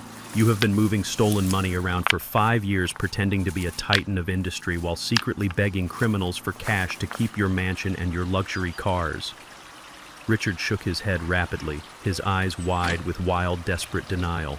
He tried to speak, but his throat was completely dry. Those dangerous men were coming to collect their $30 million on Monday morning. I continued pacing slowly around the cake table, locking my cold eyes onto him. That is why you needed my land. That is why you held me down in a private room and shaved my head, trying to break my spirit so I would sign away my family legacy. You were trying to steal my dirt to use as fake collateral to save your own miserable life. I stopped pacing and picked up the top document from the stack, holding it up so the bright red courthouse stamps were visible to the entire room. But it is a very funny coincidence. Richard, I said, my voice dropping to a lethal, chilling register. You see, an anonymous private equity firm called Vanguard Equities reached out to your shadow lenders just 10 minutes ago. We offered them a massive premium in cold, hard cash to buy your entire debt portfolio. And because those criminals are businessmen first, they were more than happy to sell your miserable soul to the highest bidder. Julian stumbled backward, bumping into a floral arrangement. He looked at me with absolute sheer terror, finally beginning to understand the unimaginable scale of the power I commanded. I am Vanguard Equities, I declared, letting the heavy absolute weight of those 3 words crush whatever pathetic hope they had left. I am the sole owner of your entire $30 million debt. I own the mortgage on your corporate headquarters. I own the aggressive liens on your luxury vehicles. I own the deed to your sprawling estate. As of 10 minutes ago, the mighty Kensington family does not own a single solitary asset to their name. Richard's knees finally buckled. He collapsed onto the wooden stage, grasping at the table, holding the wedding cake to keep himself from hitting the floor. He was hyperventilating, his perfect world completely shattering around him. And because I am your primary legal creditor, I announced, my voice booming with unwavering authority, I get to enforce the strict terms of your loans. Standard contracts dictate a 30-day grace period for any financial defaults. However, thanks to the incredibly stupid and highly illegal stunt you pulled by trying to use a fraudulent contract tonight, I am officially invoking the immediate acceleration clause. Attempting to secure funding through fraud grants the creditor the absolute right to demand total repayment instantly. You have exactly 0 seconds to pay me $30 million, which means right now at this exact moment I am foreclosing on your entire empire. The reality of the situation hit the stage like a physical shockwave. They were completely legally and officially bankrupt. They were ruined in front of the entire city elite, but arrogant privilege does not die quietly. Chloe, the beautiful glowing bride, suddenly snapped. The polished, elegant mask of the high society princess melted away completely, revealing a vicious, spoiled, and deeply racist child underneath. She lunged forward, her expensive laced gown dragging across the floor, pointing her manicured finger directly at my face. "You are a liar," she screamed, her voice shrill and hysterical, echoing painfully through the microphone. "You do not own any investment fund. You are nothing but a filthy, poor old construction worker. You came from the slums. You spent your whole life breathing dirt and laying bricks. People like you do not buy out people like us. You are just a pathetic ghetto mechanic trying to ruin my perfect wedding." She stood there, chest heaving, completely losing her mind in front of 300 horrified guests. She thought insulting my background would somehow magically erase the legal documents sitting on her cake table. She thought her white wealth made her invincible. I did not yell back. I did not show a single ounce of anger. I just looked at her with pure, cold pity. I slowly lowered the microphone and pointed my calloused index finger directly down at the polished wooden floorboards of the stage. "You are absolutely right about one thing, daughter-in-law," I said, my voice dead calm but carrying enough lethal force to freeze the blood in her veins. I did come from the slums. I did spend 40 years breathing concrete dust and building things with my bare hands. But you see, the slum taught me how to save my money in the dark, while people like your father were busy spending stolen cash in the light. I kept my finger pointed firmly at the ground, and that slum birthed enough quiet money for me to do something very special 3 years ago, I revealed, staring directly into her terrified, weeping eyes. When this ultra-luxury country club was secretly facing total bankruptcy, I stepped in and bought an 80% controlling stake. Chloe's face went completely blank. Her mouth opened, but no sound came out. Julian let out a choked, agonizing gasp behind her. "That is right, Chloe," I whispered, leaning slightly forward. "I do not just own your family debt. I own the grass outside. I own the crystal chandeliers hanging above your head. I own the very floorboards you are standing on right now. I am the absolute owner of this country club." I straightened my posture, looking at the ruined, crying bride and the broken men trembling around her. And as the owner of this establishment, I declared, my voice ringing with absolute finality, "Your wedding reception is officially canceled. Get out of my building." On my son wedding day, he looked me dead in the eye, called me an embarrassment, and shaved my head in front of his wealthy new family. He thought he was erasing my dignity to fit into his new high society life. The entire room fell silent. I stood there humiliated but quiet. I did not scream. I did not fight back. I just watched my hair fall to the floor. But what I did exactly 2 hours later brought his entire millionaire wedding crashing down on the most important day of his life. The words I just spoke hung heavily over the massive ballroom. "Get out of my building." The absolute authority in my voice echoed through the state-of-the-art sound system and bounced off the crystal chandeliers I secretly owned. For a few agonizing seconds, nobody moved. The 300 VIP guests were completely frozen in their seats. These were the wealthiest, most powerful people in the state. They were politicians, hedge fund managers, and real estate moguls who spent their entire lives believing they were the smartest people in any room. But looking up at the wooden stage, they finally realized they had been played for absolute fools by the very man they had come to celebrate.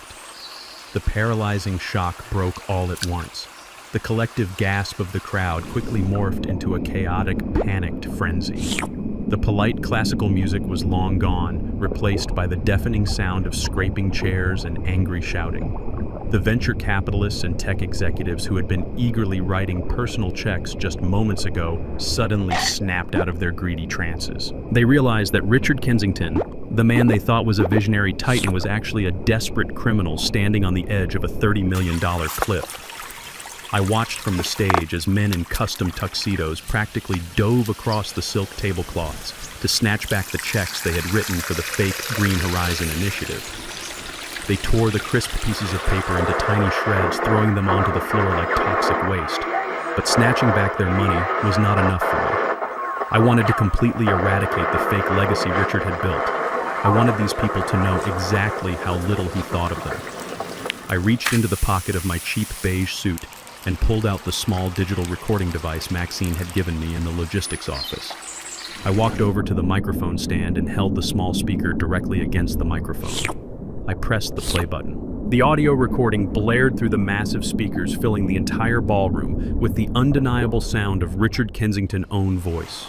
The guests stopped tearing up their checks and looked up at the stage, their faces twisting in pure outrage as they listened to the conversation from the private bridal suite. They heard Richard drunkenly bragging about how easy it was to manipulate his wealthy friends. They heard him explicitly outline his plan to collect $10 million in seed funding tonight and wire it directly to offshore accounts in the Cayman Islands before the weekend was over. They heard him call them a room full of rich idiots who would gladly hand over their money for an imaginary eco-resort. The recording clicked off, leaving a deafening, heavy silence in its wake. But that silence only lasted for a fraction of a second before the ballroom absolutely exploded in fury. The ultra-wealthy do not forgive betrayal, and they certainly do not forgive being made to look stupid in public. The elite society that Richard had spent decades kissing up to turned on him with the vicious speed of a pack of starving wolves. State senators who had been drinking his champagne began shouting curses, pointing furious fingers at the stage. Wealthy socialites who had just kissed his wife on the cheek were screaming that they would see him rot in federal prison. Hundreds of cell phones were instantly pulled out of pockets and expensive purses as the guests frantically dialed their private legal teams, instructing them to freeze all pending transactions and prepare massive lawsuits against the Kensington Group. The room became a chaotic storm of absolute venom and hatred, all directed entirely at the man standing on the stage. Richard Kensington could not handle the crushing weight of his public annihilation. He looked out at the sea of furious faces, the very people he needed to survive, and realized that his name was now completely radioactive. His chest began to heave violently. He clawed at the collar of his expensive silk shirt, gasping for air as a massive panic attack took over his body. His knees buckled beneath him, and he collapsed heavily onto the hard wooden floorboards of the stage. He curled into a pathetic, trembling ball, clutching his chest and wheezing uncontrollably, while his fake empire burned to ash all around him. His wife, sitting at the front VIP table, let out a horrifying, blood-curdling scream. She scrambled up the wooden stairs of the stage, her expensive designer gown catching on the edge of a step. She threw herself onto the floor next to her hyperventilating husband. The pristine, elegant facade she had carefully maintained all evening was completely shattered. She sobbed hysterically, her expensive mascara running down her face in thick black streaks, ruining her perfect makeup. She looked up at the angry crowd, begging them to stop shouting, pleading with them to understand, but nobody offered her a single ounce of sympathy. They looked at her like she was a criminal accomplice standing in the wreckage of a massive fraud.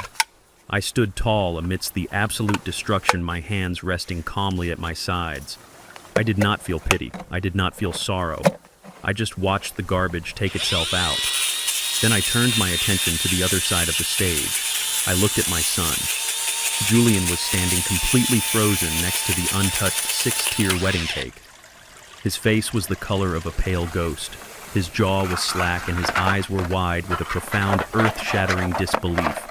The psychological whiplash he was experiencing in that exact moment was almost visible. He was a young man who had sacrificed his entire moral compass, his own blood and his own father, just to secure a seat at the table of the elite. And now that table had violently flipped over, crushing him underneath it. Julian looked down at his new father-in-law, a man he had idolized, and called his true family, currently writhing on the floor, gasping for breath like a dying fish. He realized that the mighty Kensington dynasty he had worshipped was nothing but a gang of desperate, soon-to-be jailed fraudsters. They had zero money, zero power, and zero future. Then Julian slowly turned his head and looked at me. He looked at the old black man standing powerfully on the stage. He looked at the cheap beige suit he had forced me to wear, and the raw scratches on the bald head he had personally shaved just 2 hours ago. He realized with a sickening wave of absolute horror that the father he had violently pinned down and humiliated in a private lounge was actually a hidden billionaire. He realized that the working-class contractor he had called an embarrassment was the anonymous titan who owned the country club, the ground they stood on, and the very debt that had just ruined his new family. He had traded an actual empire for a completely worthless fake kingdom. The weight of his massive, unforgivable mistake crushed his shoulders. His custom white tuxedo suddenly looked like a tragic clown costume. He was completely alone, surrounded by furious billionaires screaming for blood, and a father who had officially disowned him. Desperate for a lifeline, desperate for any shred of the high society dream he thought he had secured, Julian turned his terrified eyes toward Chloe. He reached out his trembling hand toward his beautiful bride, hoping to find some comfort, hoping that their love was at least real in the midst of this terrifying nightmare. He looked at her, waiting for her to hold his hand and tell him they would survive this together. On my son's wedding day, he looked me dead in the eye, called me an embarrassment, and shaved my head in front of his wealthy new family. He thought he was erasing my dignity to fit into his new high society life. The entire room fell silent. I stood there humiliated but quiet. I did not scream. I did not fight back. I just watched my hair fall to the floor. But what I did exactly 2 hours later brought his entire millionaire wedding crashing down on the most important day of his life. The grand ballroom was no longer a place of celebration. It was a spectacular graveyard of fake wealth and shattered egos. The wealthy elite were still shouting demanding answers, calling their lawyers, and scrambling to distance themselves from the radioactive fallout of Richard Kensington. But right in the center of the wooden stage, amidst the wreckage of his perfectly curated high society dream, my son Julian was drowning. He stood frozen next to the untouched 6-tier wedding cake. He was completely paralyzed by the sheer magnitude of the devastation I had just unleashed. He had turned his back on the father who bled for him to worship a family of criminals. And now that family was collapsing right in front of his eyes. Desperate for a single anchor in the violent storm, Julian turned his terrified gaze toward his beautiful bride.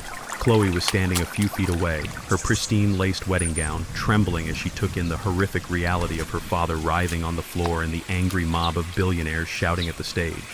Julian reached out his shaking hand toward her.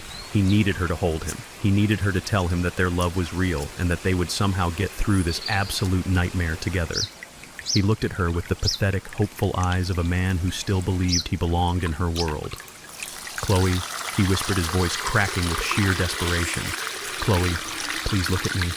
We can fix this. We are husband and wife." Chloe slowly turned her head. But the look in her eyes was not love. It was not comfort. It was pure, unadulterated venom. The polished, elegant princess facade had completely vaporized, leaving nothing but a vicious, entitled, and deeply hateful woman. She looked at Julian's outstretched hand like it was covered in a deadly disease. Before Julian could even take a step closer, Chloe raised her arm and swung it with all the strength she possessed. The sharp, agonizing crack of her open palm striking Julian across the face echoed like a gunshot, even over the chaotic noise of the ballroom. The impact was so violent it snapped Julian head to the side. He stumbled backward, completely blindsided by the physical blow. A bright red handprint instantly bloomed across his cheek, contrasting starkly with his pale, terrified face. He reached up to touch his burning skin, looking at the woman he had just married with absolute shattered disbelief. "Do not touch me, you pathetic loser," Chloe screamed, her voice shrill and echoing with absolute hatred. Her beautiful face was twisted into an ugly, terrifying snarl. "You told me your father had land. You told me that dirt would save my family from bankruptcy. You promised us that you could control him and get the deed. That was the only reason I ever let you put a ring on my finger?" Julian took another step back, his chest heaving, his eyes wide with horror as the brutal truth finally began to spill from her lips. "You really thought I loved you?" Chloe laughed, a vicious, hysterical sound that sent chills down my spine. "You really thought someone like me would ever actually want to spend my life with a worthless charity case like you? You are nothing but a leech, Julian. You are just a pathetic social climber who wanted to ride our coattails into high society. You brought absolutely nothing to this family except a fake piece of paper and a crazy old man who just ruined my entire life. I never loved you. I have always despised you." The words did not just hurt Julian, they completely destroyed him. cruel, unapologetic confession acted like a sledgehammer, instantly smashing the fragile fake mirror he had used to view himself for the last 3 years. The grand illusion was entirely gone. The Kensington family did not see him as a brilliant, ambitious young man. They did not see him as an equal. They saw him as a convenient tool. They saw him as a token minority they could manipulate to steal real estate. He had sold his own blood, he had completely abandoned the father who broke his back to feed him, and he had traded his very soul for a love that was completely built on absolute fraud and disgust. He had shaved his own fatherhead just to appease people who secretly thought he was garbage. Julian's legs gave out. The sheer psychological weight of the betrayal crushed whatever was left of his fake, arrogant pride. He dropped to his knees on the hard wooden floorboards right in front of the massive wedding cake. He was sobbing now, loud, agonizing gasps that tore through his throat. He looked at Richard Kensington sobbing on the floor. He looked at Chloe, who was already turning her back on him, desperately trying to find a way out of the ballroom. And then he looked up at me. He looked at the quiet, powerful billionaire standing calmly on the stage. The man he had dismissed as an uneducated slum worker. The man who actually owned the entire world he was desperately trying to buy his way into. Julian began to crawl. Right there on the stage in front of the remaining furious guests and the country club security team, my son crawled across the floorboards toward me. His custom white tuxedo dragged against the wood, picking up the spilled champagne in the dirt. He was no longer the arrogant groom. He was a broken, terrified child realizing he had just stepped off a cliff. He reached my heavy work boots and wrapped his arms tightly around my legs, clutching the fabric of my cheap beige suit pants. "Dad," he wailed, his voice unrecognizable, choked with tears and absolute pathetic desperation. "Dad, I am so sorry. Please, please help me. They tricked me. They used me. I did not know they were criminals. I did not know they were going to do this. You have to save me, Dad. I am your son. I am your only son. Please do not leave me with them. I will do anything. Just take me home." He buried his weeping face against my knees, soaking the cheap polyester fabric with his tears. He was begging for the unconditional love he had violently thrown away just 2 hours ago. He expected me to do what I had always done. He expected me to absorb his mistakes, clean up his massive mess, and protect him from the harsh reality of the world. I stood perfectly still. I did not reach down to touch his shoulder. I did not offer him a single ounce of comfort. I slowly looked away from his sobbing form and glanced at the nearby table holding the wedding cake. Resting next to the cake was a tall crystal champagne flute. The smooth, polished glass caught the bright lights of the chandelier overhead, acting like a perfect curved mirror. I stared at my reflection in the crystal glass. I looked at my completely bare scalp. I looked at the angry red scratches Julian had carelessly left on my skin when he forced the heavy electric clippers across my head in the VIP lounge. He had stripped away my physical connection to his late mother. He had tried to strip away my dignity. He had called me an embarrassment while pinning me down like an animal. I slowly bent down. The joints in my old knees popped slightly as I crouched, bringing my face level with his.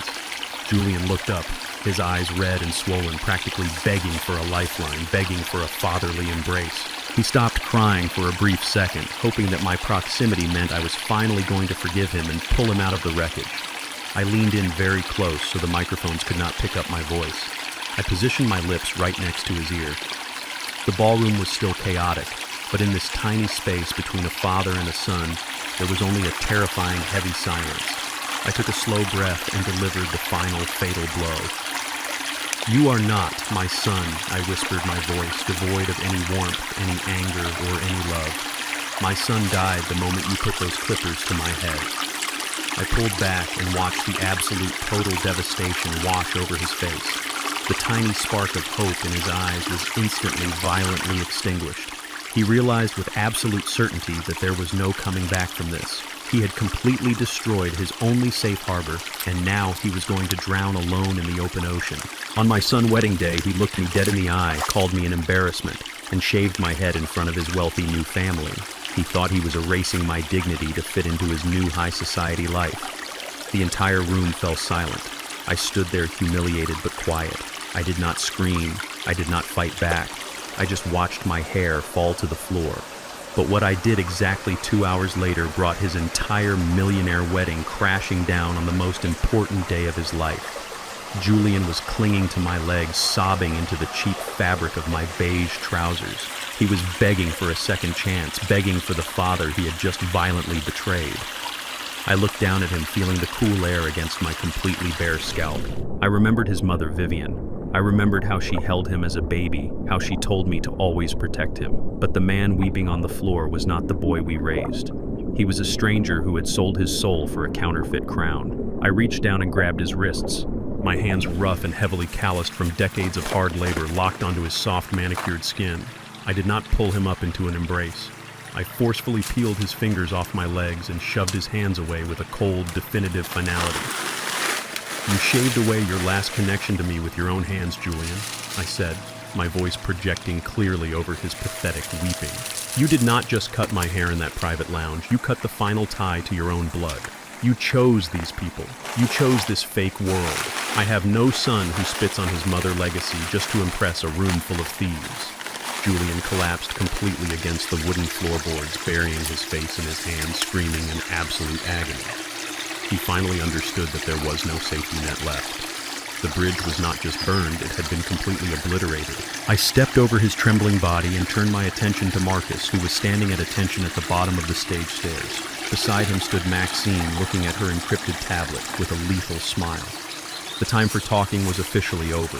The execution of the Kensington Empire needed to be completed. Marcus I commanded my voice, echoing with the absolute, unquestionable authority of a true titan. "These people are no longer guests of the Oak Ridge Country Club. They are trespassers on my private property. I want them removed immediately." I turned to Maxine. "Contact the banking executives. Freeze every single account connected to the Kensington family. The corporate accounts, the personal checking, the offshore trusts, freeze them all. I want their credit cards to bounce before they even hit the pavement outside." Maxine nodded her fingers, moving rapidly across the screen. "Consider it done, boss," she replied smoothly. "They officially have $0 and 0 cents to their names." The order hung in the air like a guillotine dropping. The remaining wealthy guests who had not already fled the ballroom watched in absolute stunned silence as the real power in the room exerted total control. Marcus gave a sharp hand signal to his tactical security team. They moved with terrifying efficiency. 2 massive guards marched right up to Richard Kensington, who was still gasping for air on the stage floor. They did not treat him like a billionaire real estate mogul. They treated him like a common criminal who had broken into a house. They grabbed Richard roughly by the collar of his expensive custom silk shirt and hauled him to his feet. Richard kicked and thrashed, his face completely red. "Do not touch me!" he screamed, spit flying from his mouth. "I am Richard Kensington. You cannot do this to me. I will have your badges. I will destroy you." The security guards did not even blink. They twisted his arms behind his back and literally dragged him off the stage. His expensive leather shoes scraped uselessly against the marble floor as they hauled him, kicking and screaming, straight toward the main exit. Then my eyes landed on Chloe. The beautiful, arrogant bride was frozen near the wedding cake, watching her father being dragged away like a sack of garbage. She was breathing heavily, her perfect blonde hair now a messy tangle. As she turned to run toward the exit to follow her father, I raised my hand and pointed directly at her chest.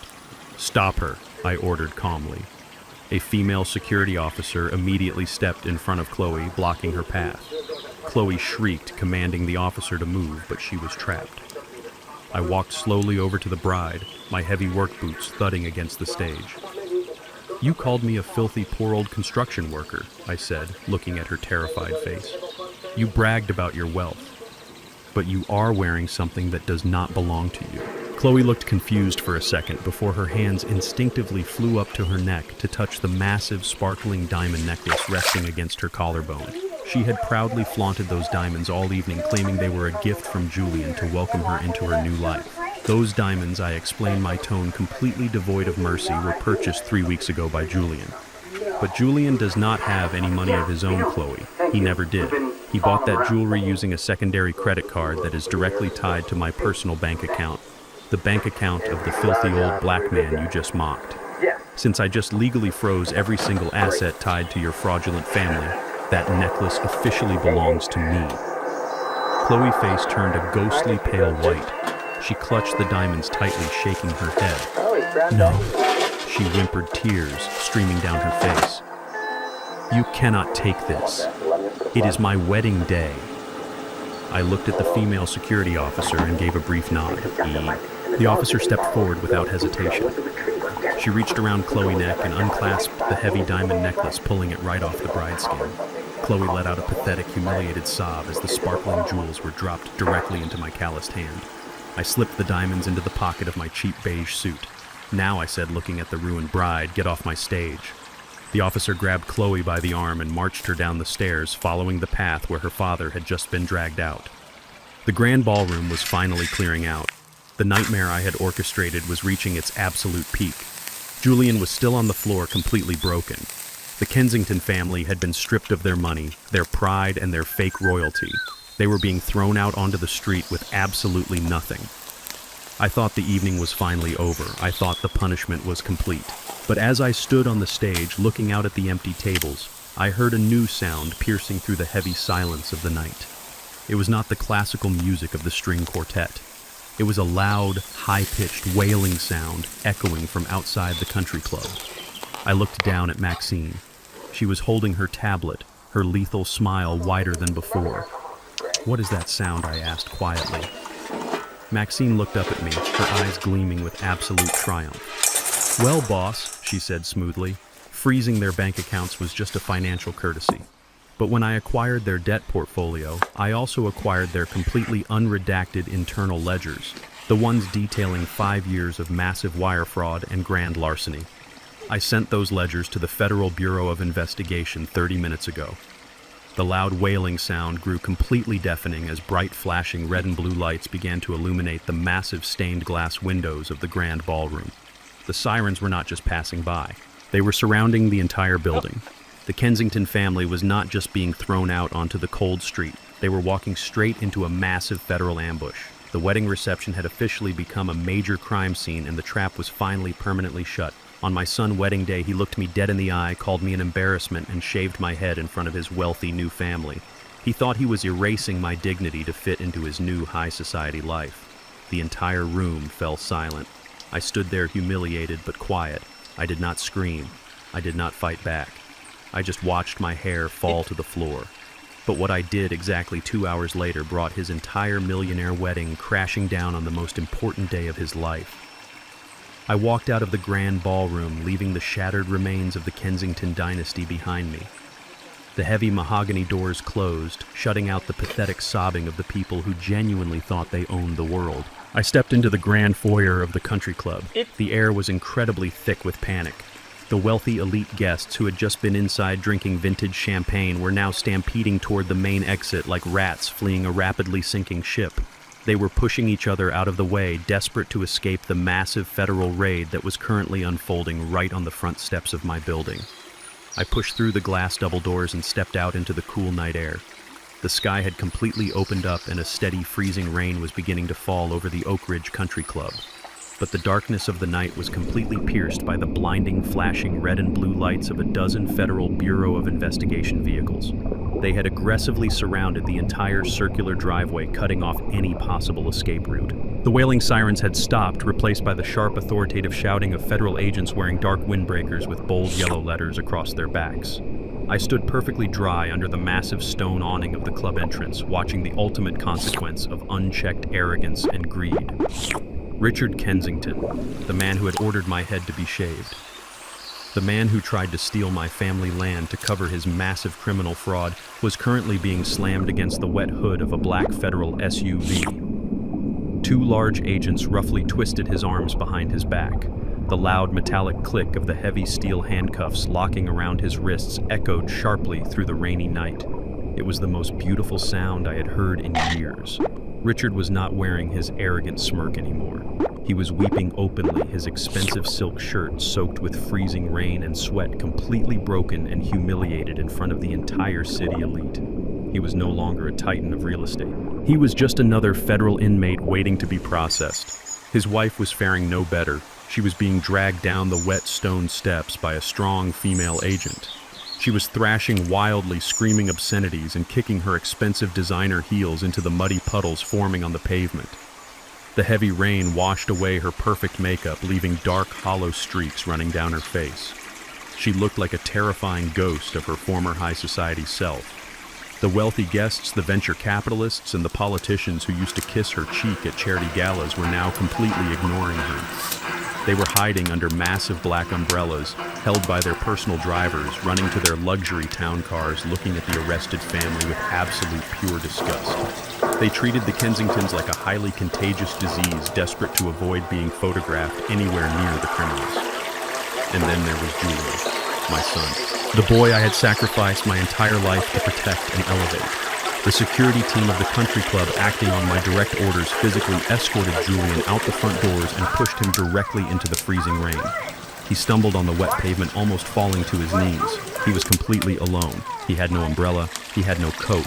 The heavy downpour immediately soaked his custom white tuxedo. The expensive fabric clung to his skin, turning translucent and utterly pathetic. He stood there shivering violently, watching his new family being shoved roughly into the back of the federal police cruisers. Julian reached into his soaked pockets, frantically searching for his phone. He pulled it out, trying to call a cab, trying to call anyone who could save him from the nightmare. But his phone screen was completely black. Maxine had officially frozen every single account tied to him. His credit cards, his banking apps, his entire digital financial existence had been completely erased by my legal team. He had absolutely $0 and 0 cents to his name. He could not even afford a bus ticket to get across town.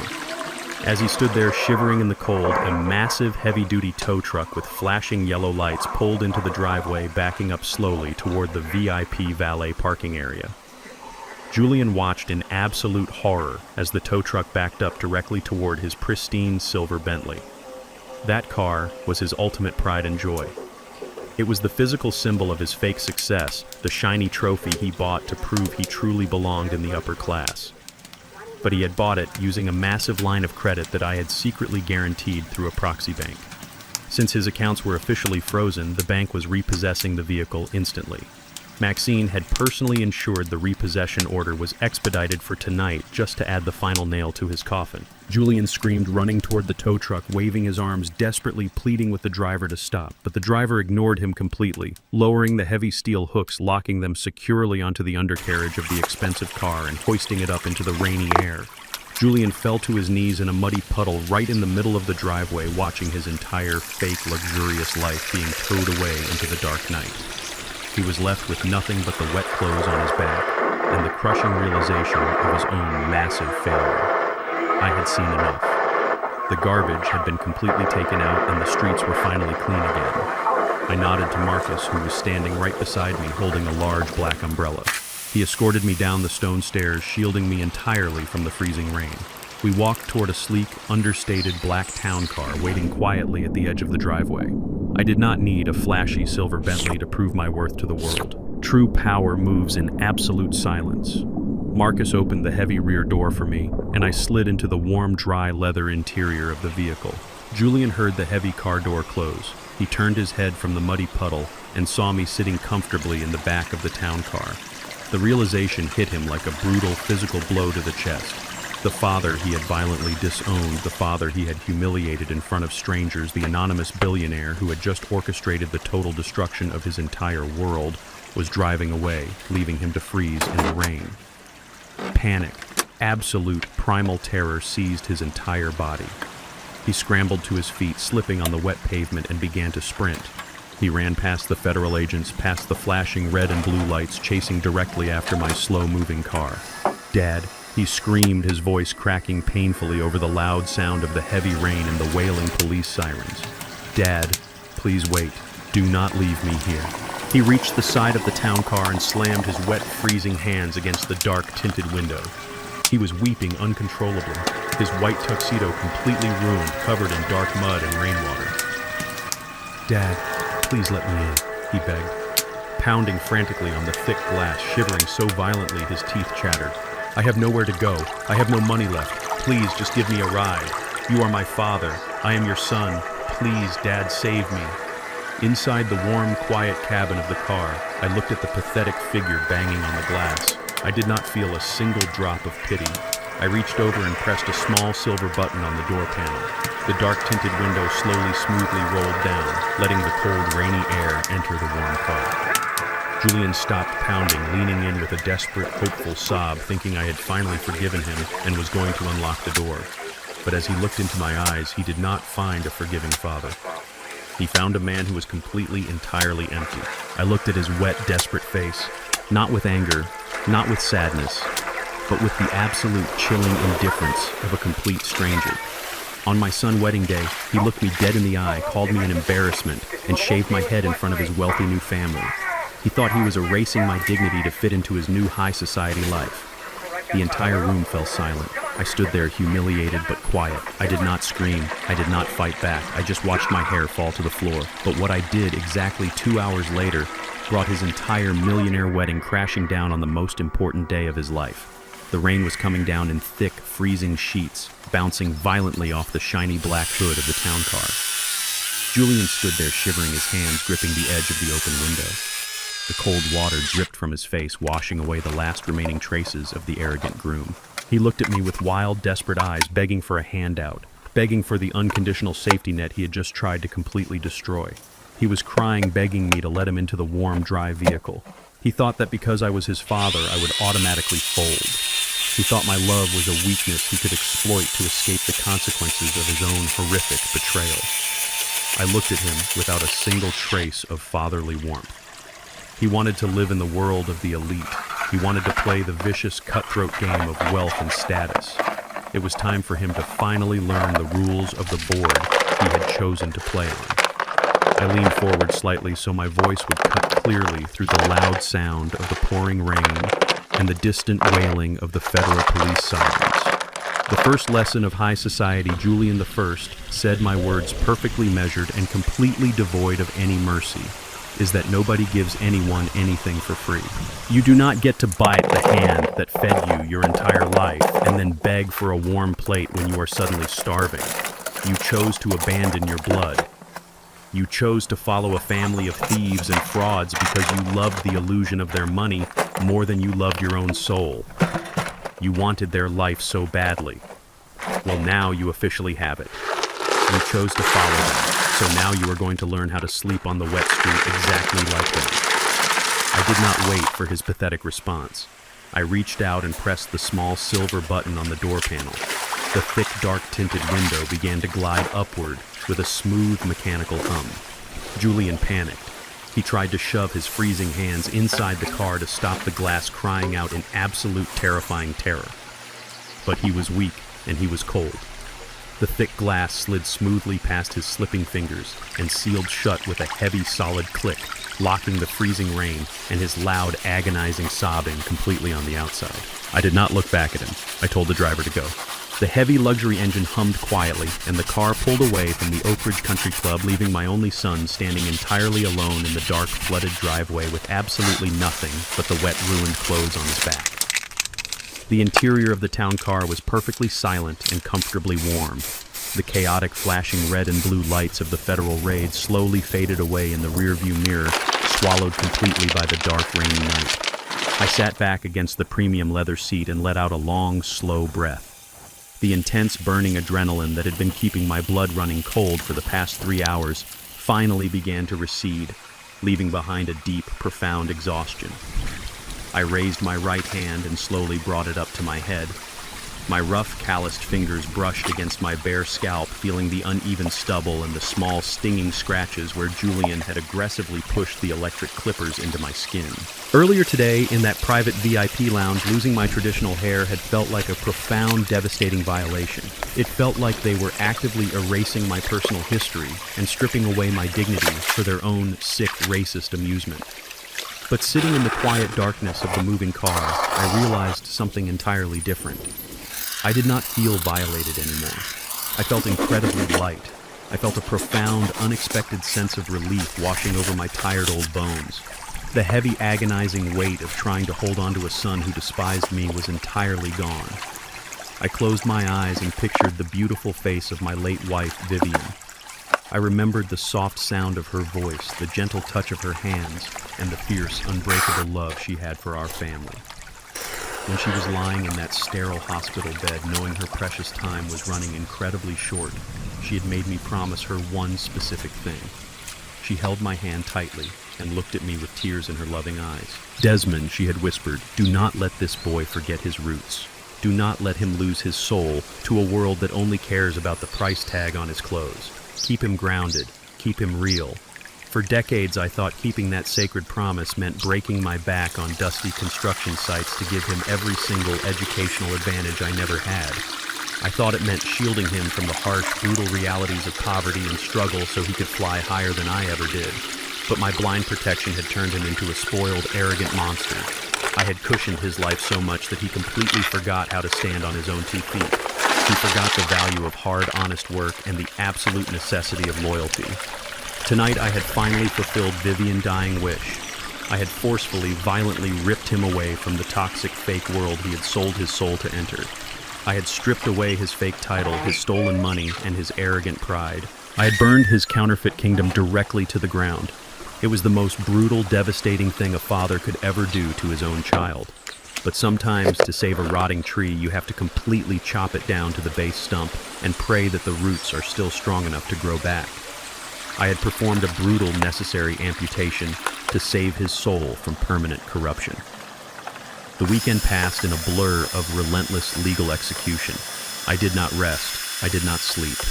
I sat in the secure downtown executive offices of Vanguard Equities with Maxine and her elite team of corporate lawyers, systematically dismantling the entire Kensington empire piece by piece.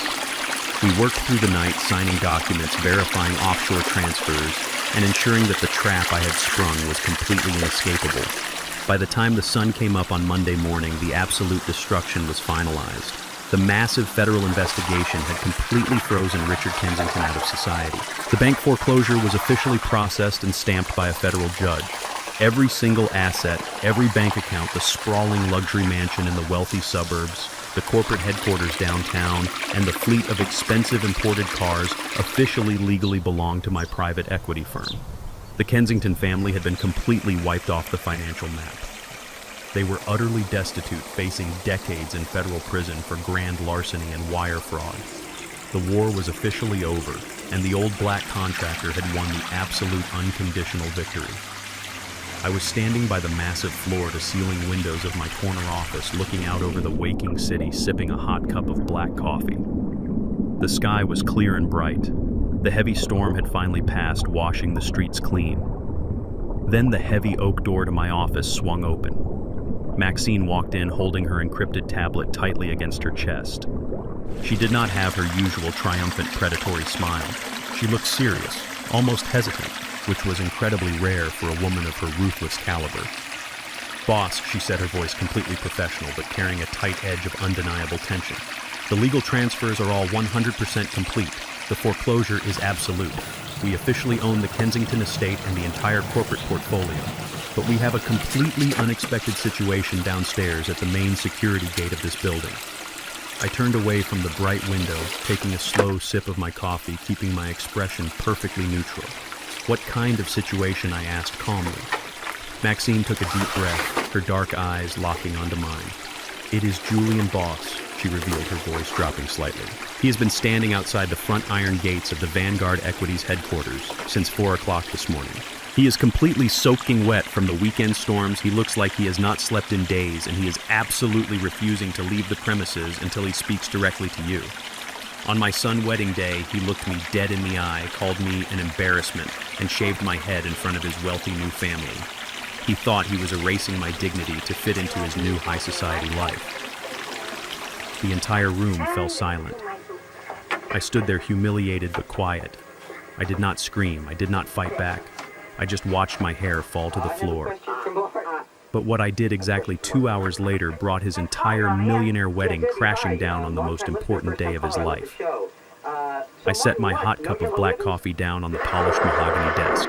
The steam curled into the cool air of my executive office. I looked at Maxine, who was standing quietly by the door waiting for my command. She told me Julian had been standing outside the iron gates of Vanguard Equities since the early hours of the morning, refusing to move despite the freezing rain and the harsh warnings from the building security team. I did not show a single trace of emotion. I simply told Maxine to have the guards bring him into the main lobby, but to keep him entirely away from the executive elevators. The time for hiding in the shadows was over. I walked out of my corner office and stepped into the private glass elevator. As the elevator descended the 30 floors to the ground level, I looked out through the transparent walls at the sprawling city of Atlanta. I had built a massive, invisible empire in this city, using nothing but calloused hands and a relentless iron will.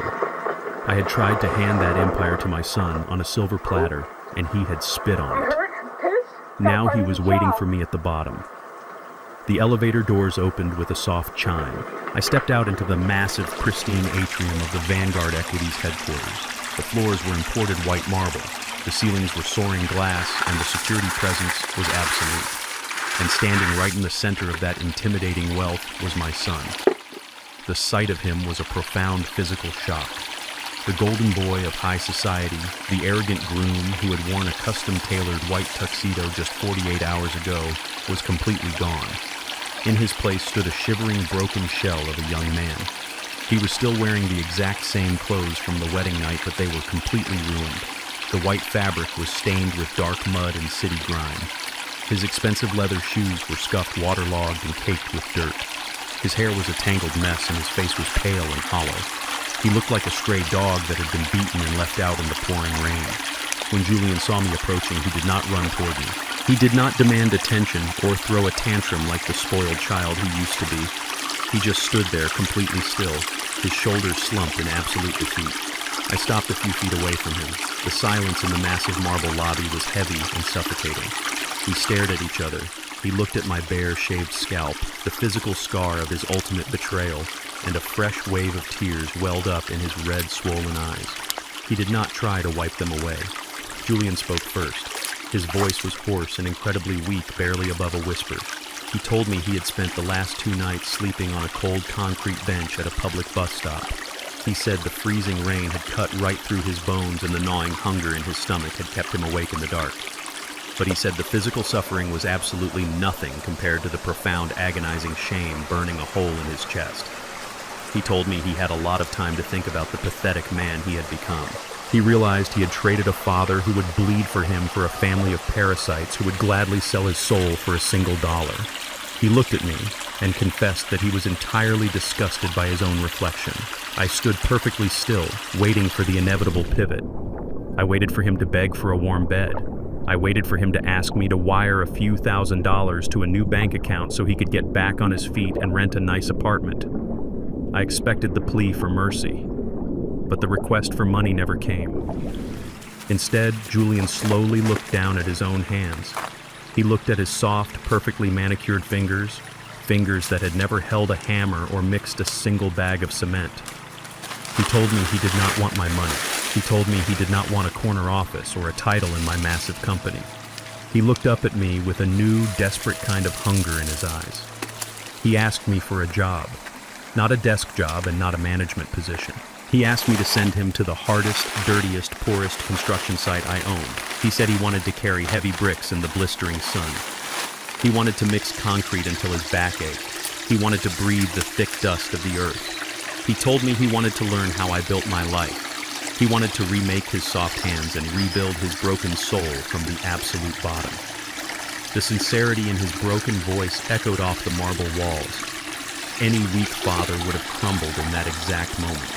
Any weak father would have pulled his weeping son into a warm, forgiving embrace, wiping away the severe consequences of his betrayal to soothe the immediate pain. But I am not a weak father. I knew that if I gave him a single inch of comfort or a single dollar of unearned support right now, the brutal lesson of the last 2 days would be completely, permanently lost. The arrogant, entitled boy had finally died in the rain, but the strong, honorable man had not yet been born. He needed the fire. He needed the crucible. I did not smile. I did not offer a single word of forgiveness. I simply turned my head and signaled to the head of lobby security standing near the front desk. I instructed the guard to go to the maintenance room and bring me a pair of standard-issue heavy leather work gloves. The lobby remained completely silent until the guard returned a minute later, handing me the thick, rough leather gloves. I looked at Julian. I did not hand the gloves to him gently. I threw them directly at his chest. The heavy leather hit his ruined tuxedo jacket with a dull thud and fell to the polished marble floor. Julian slowly bent down. His knees trembled slightly from pure exhaustion, but he reached out and picked up the gloves, gripping the rough material tightly in his soft hands. I looked him dead in the eye and laid out the absolute non-negotiable terms of his survival. I told him there was a new commercial development breaking ground on the far north side of the city, a brutal, grueling project digging deep into the hard clay. I told him he would report to the site foreman tomorrow morning at exactly 5 o'clock. He would be paid $15 an hour. I told him he would receive absolutely no special privileges, no extra breaks, no favors, and zero protection from the harsh elements. I made it crystal clear that he was strictly forbidden from using the name Holloway on the payroll. He was to be a ghost, a nameless, faceless laborer working quietly in the dirt. I took one single intimidating step closer to him, forcing him to look up into my cold, unyielding eyes. I told him he had to survive on those meager wages alone. He had to figure out how to pay his own rent in a cheap apartment, buy his own groceries, and wash his own filthy work clothes at a laundromat. I told him that if he quit, if he complained to the foreman, or if he ever tried to leverage my anonymous name to get ahead, he would be instantly fired and permanently banished from my sight forever. I let the heavy weight of those brutal conditions settle over his exhausted mind before I delivered the final ultimate sentence. I told him to survive in the dirt for 5 unbroken years. I told him that if he could endure the severe physical pain, the mental exhaustion, and the crushing humility for 5 long years without breaking, then, and only then, could he walk back through these pristine glass doors and earn the right to call me his father again. Julian stood there clutching the rough leather work gloves against his chest. He did not argue the terms. He did not try to negotiate for a better wage or a shorter sentence. The false pride that had poisoned his mind for years was completely eradicated. He simply looked in the gloves, looked back up at me, and gave a single, slow, determined nod of absolute understanding. He turned his back and began to walk slowly toward the heavy glass revolving doors of the lobby. He did not look back over his shoulder. I stood perfectly still in the pristine atrium of my massive empire and watched my only son push through the glass doors, stepping out into the cold, bright morning light. He was a completely penniless laborer stepping into the absolute hardest chapter of his entire life. I did not smile, but a profound, heavy peace finally settled over my heart. I reached up and rubbed my bare-shaved scalp, feeling the rough stubble. I knew this was a brutal, terrifying punishment. I knew the next few years would break him down to his very core. But as I watched him disappear down the busy city street holding those leather gloves like a lifeline, I also knew with absolute, unwavering certainty that this was the only possible salvation for my lost son. The hard dirt would either bury him completely, or it would finally teach him how to stand tall. On my son's wedding day, he looked me dead in the eye, called me an embarrassment, and shaved my head in front of his wealthy new family. He thought he was erasing my dignity to fit into his new high society life. The entire room fell silent. I stood there humiliated but quiet. I did not scream. I did not fight back. I just watched my hair fall to the floor. But what I did exactly 2 hours later brought his entire millionaire wedding crashing down on the most important day of his life. The wheels of federal justice usually move incredibly slow for the rich and powerful, but they move with terrifying speed when the rich suddenly become poor. It took exactly 6 months for the Kensington family to face the absolute finality of their horrific crimes. I sat quietly in the back row of the federal courthouse in downtown Atlanta, wearing my simple charcoal suit, and watched the complete, permanent destruction of their dynasty. Richard Kensington stood before the federal judge, wearing a standard-issue bright orange jumpsuit that hung loosely over his shrinking, exhausted frame. He was no longer the arrogant billionaire who threw lavish parties and mocked the working class. He was a broken, terrified old man with absolutely nowhere to hide. The federal judge did not show him a single ounce of mercy. The wooden gavel fell with a heavy, echoing thud. Richard was sentenced to 15 years in a maximum security federal prison without the possibility of early parole for massive wire fraud, financial conspiracy, and grand larceny. His wife received a similar devastating sentence for her direct role in hiding the stolen funds in offshore accounts. Their daughter, Chloe, the beautiful bride who had slapped my son and called me a filthy construction worker, was sentenced to 5 hard years for aiding in the concealment of the criminal enterprise. As the federal marshals led Richard away in heavy steel chains, he looked back across the crowded courtroom and locked his desperate eyes with mine. I did not smile. I did not gloat. I simply looked right through him, as if he were entirely invisible. The mighty Kensington name had been completely erased from the earth. Following the sentencing, Maxine and her elite team of corporate lawyers at Vanguard Equities moved with ruthless military precision. We legally liquidated every single asset tied to their fraudulent empire. The sprawling luxury estate in the wealthy suburbs was sold at a massive public auction. Their fleet of imported silver cars, their expensive offshore bank accounts, and their exclusive high society memberships were completely stripped away and sold to pay back the people they had robbed. But there was one specific piece of real estate I absolutely refused to liquidate. I kept the Oak Ridge Country Club. That was the exact place where my son had held me down in a private lounge and shaved my head to appease his new family. It was the place where the elite had looked at my bare scalp with pity and absolute disgust. I owned that building, and I was going to completely cleanse it of its toxic, arrogant history. I ordered my private construction crews to descend upon the massive property. For decades, those towering iron gates had been used to keep people who looked like me entirely on the outside. I put on a yellow hard hat, grabbed a heavy steel sledgehammer, and personally took the first swing at the brick pillars holding those gates up. We tore the heavy iron barricades completely down. We ripped up the pristine golf courses where corrupt billionaires used to make illegal backroom deals, and we laid the groundwork for massive community gardens and state-of-the-art athletic facilities.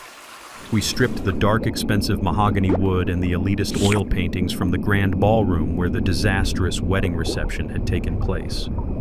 We knocked down walls to let the natural sunlight pour in, replacing the dark corners with bright open windows, modern technology labs, and massive libraries.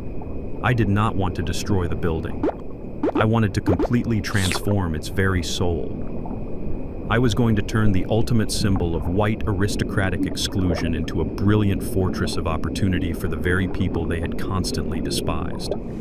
On a bright Tuesday morning, we officially cut the ribbon on the newly renamed Vivian Holloway Cultural Center. I named it after my beautiful late wife, the woman who had always believed in the immense power of education and the deep strength of our roots. The sprawling country club was no longer a private playground for the rich. It was a massive, fully funded educational campus for underprivileged black youth from the surrounding neighborhoods. Kids who had grown up breathing the same dust I did, kids who were told they would never amount to anything in this world, were now walking through the grand marble foyers with their heads held incredibly high. I established a massive financial endowment guaranteeing full college scholarships to any student who maintained their grades and actively gave back to their community. I was taking the millions of dollars that corrupt men like Richard Kensington had hoarded, and I was planting it directly into the fertile soil of the next generation.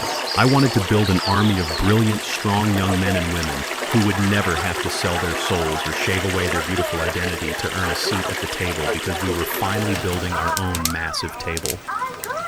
The absolute shift in the social dynamic of the city was breathtaking to witness.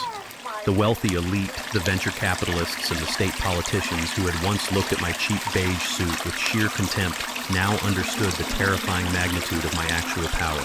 They finally knew that the quiet black contractor from the slums was actually the anonymous titan who controlled the Vanguard Equities empire. Whenever I walked into a corporate boardroom or attended a city council meeting, the atmosphere in the room instantly changed. The unchecked arrogance evaporated into thin air.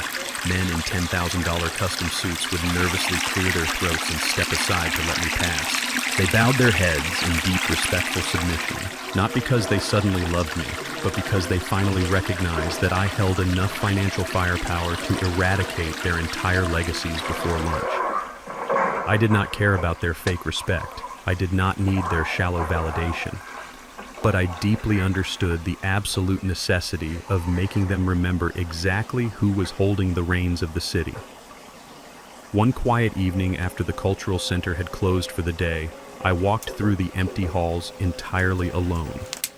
The setting sun cast long, warm golden shadows across the imported marble floors. I stopped in front of a large mirror hanging in the main hallway right near the room where the VIP lounge used to be.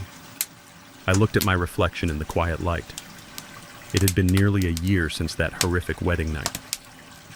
I raised my rough, calloused hand and slowly touched my head. The raw, red scratches were completely healed and gone. My scalp was no longer smooth and bare. A thick, healthy layer of dark hair, heavily salted with bright gray, had grown back, covering my head in tight, resilient coils. The traditional locks that my son had so violently stolen from me were finally beginning to return. It was a slow, quiet process, but it was undeniably happening. Every new inch of growth felt like a profound spiritual rebirth. It was a physical testament to the absolute fact that you can cut away the branches, you can burn the leaves, and you can try to chop down the trunk, but as long as the roots remain deep and strong in the dirt, the tree will always inevitably grow back. I smiled at my reflection, feeling a deep, heavy peace finally settle over my tired old bones. The toxic rot had been completely purged from my life. The monsters were locked away in concrete cages, and the soil of my legacy was finally clean again, completely ready for a brand new, beautiful season of growth. The evening sun dips below the horizon, casting a warm, golden glow through the windows of my simple brick house. I am sitting in the quiet living room listening to the soft, familiar hum of the old refrigerator. I walk over to the wooden mantel above the fireplace. Resting right in the center is a silver-framed photograph of my beautiful wife, Vivian. She is smiling in that picture, wearing her favorite yellow summer dress, her natural hair glowing under the bright sun. I stand there for a long time just looking at her face. I reach up and touch my own head, feeling the thick, coarse coils of my new hair growing back in. The violent physical scar of that wedding day has completely healed. I smile back at the photograph, feeling a deep, profound sense of peace settling into my chest. The heavy storm has finally passed, and the air in our home is completely clean again. I promised her all those years ago that I would build an unbreakable fortress for our family. I promised her that I would protect our blood and never let the arrogant elite of this city tear down the history we built with our bare, calloused hands. It took 40 years of breaking my back in the concrete dust and saving every single dollar in the absolute shadows to build the Vanguard Equities empire. And when the corporate predators finally came to our door wearing their expensive tailored suits and their fake polite smiles, I did not fight them with loud, angry words. I fought them with the absolute terrifying weight of the silent power I had accumulated. I let Richard Kensington and his fraudulent family believe they had completely conquered me. I let them show their true wicked colors to the entire world before I systematically dismantled their fake dynasty piece by piece. I did not just ruin them. I completely cleaned up the garbage they left behind and turned their toxic aristocratic playground into a vibrant sanctuary for our own people. Silent power is the ultimate weapon in this world. It is the disciplined ability to sit quietly in a crowded room while someone insults your cheap clothes, your natural hair, and your working-class history, knowing full well that you legally hold the absolute mortgage to their entire existence. It is the lethal patience of letting your arrogant enemy dig a massive grave and happily hand you the shovel. But the hardest battle of my entire life was never against the Kensington family. The hardest battle was saving my own son from the toxic poison he had willingly swallowed. Julian thought that dignity could be shaved away with electric clippers and that respect could be easily bought with a silver luxury car. He thought he could erase his rich black history and seamlessly blend into a superficial world that would only ever view him as a convenient token tool. Breaking his heart, throwing him out into the freezing rain, and forcing him to labor in the heavy dirt for $15 an hour was the most agonizing decision a father could ever make. But it was a brutally necessary amputation to save his infected soul. Sometimes a father has to let his child hit the absolute rock-bottom concrete so they can finally understand what a solid, strong foundation actually feels like. Julian is out there right now hauling heavy bricks and mixing wet concrete, sweating under the brutal southern sun. I receive detailed reports from the site foreman every single week. Julian has not complained once. He has not asked for a single favor. He is slowly, painfully rebuilding his soft hands and his broken spirit in the mud. He is finally learning the true absolute meaning of self-respect. And when those 5 long years are officially up, I will be right here standing on this porch waiting to welcome my real son back home. Moral of the story: true respect cannot be bought with an expensive suit, and dignity is not something you can shave away. When you humiliate the very people who sacrificed everything to build your foundation, you completely destroy your own safety net. Greed and pretension might get you an invitation to the high table, but only absolute authenticity keeps you sitting there. Never underestimate the quiet endurance of someone who built their empire in the dark shadows. The most brutal revenge is not physical violence, it is simply allowing arrogant people to pull the trigger on their own destruction, while you hold the absolute legal deed to the ground they stand on. Did you like my story? Let me know what you would have done in my position down in the comments below. Have you ever had to teach someone a harsh, necessary lesson about respect? If you enjoyed this journey, please hit the like button and subscribe to the channel so I can keep bringing you more powerful stories like this one. Thank you so much for your sweet support and for listening to an old man share his truth. I am looking forward to reading your thoughts. See you in the next life story with love and respect.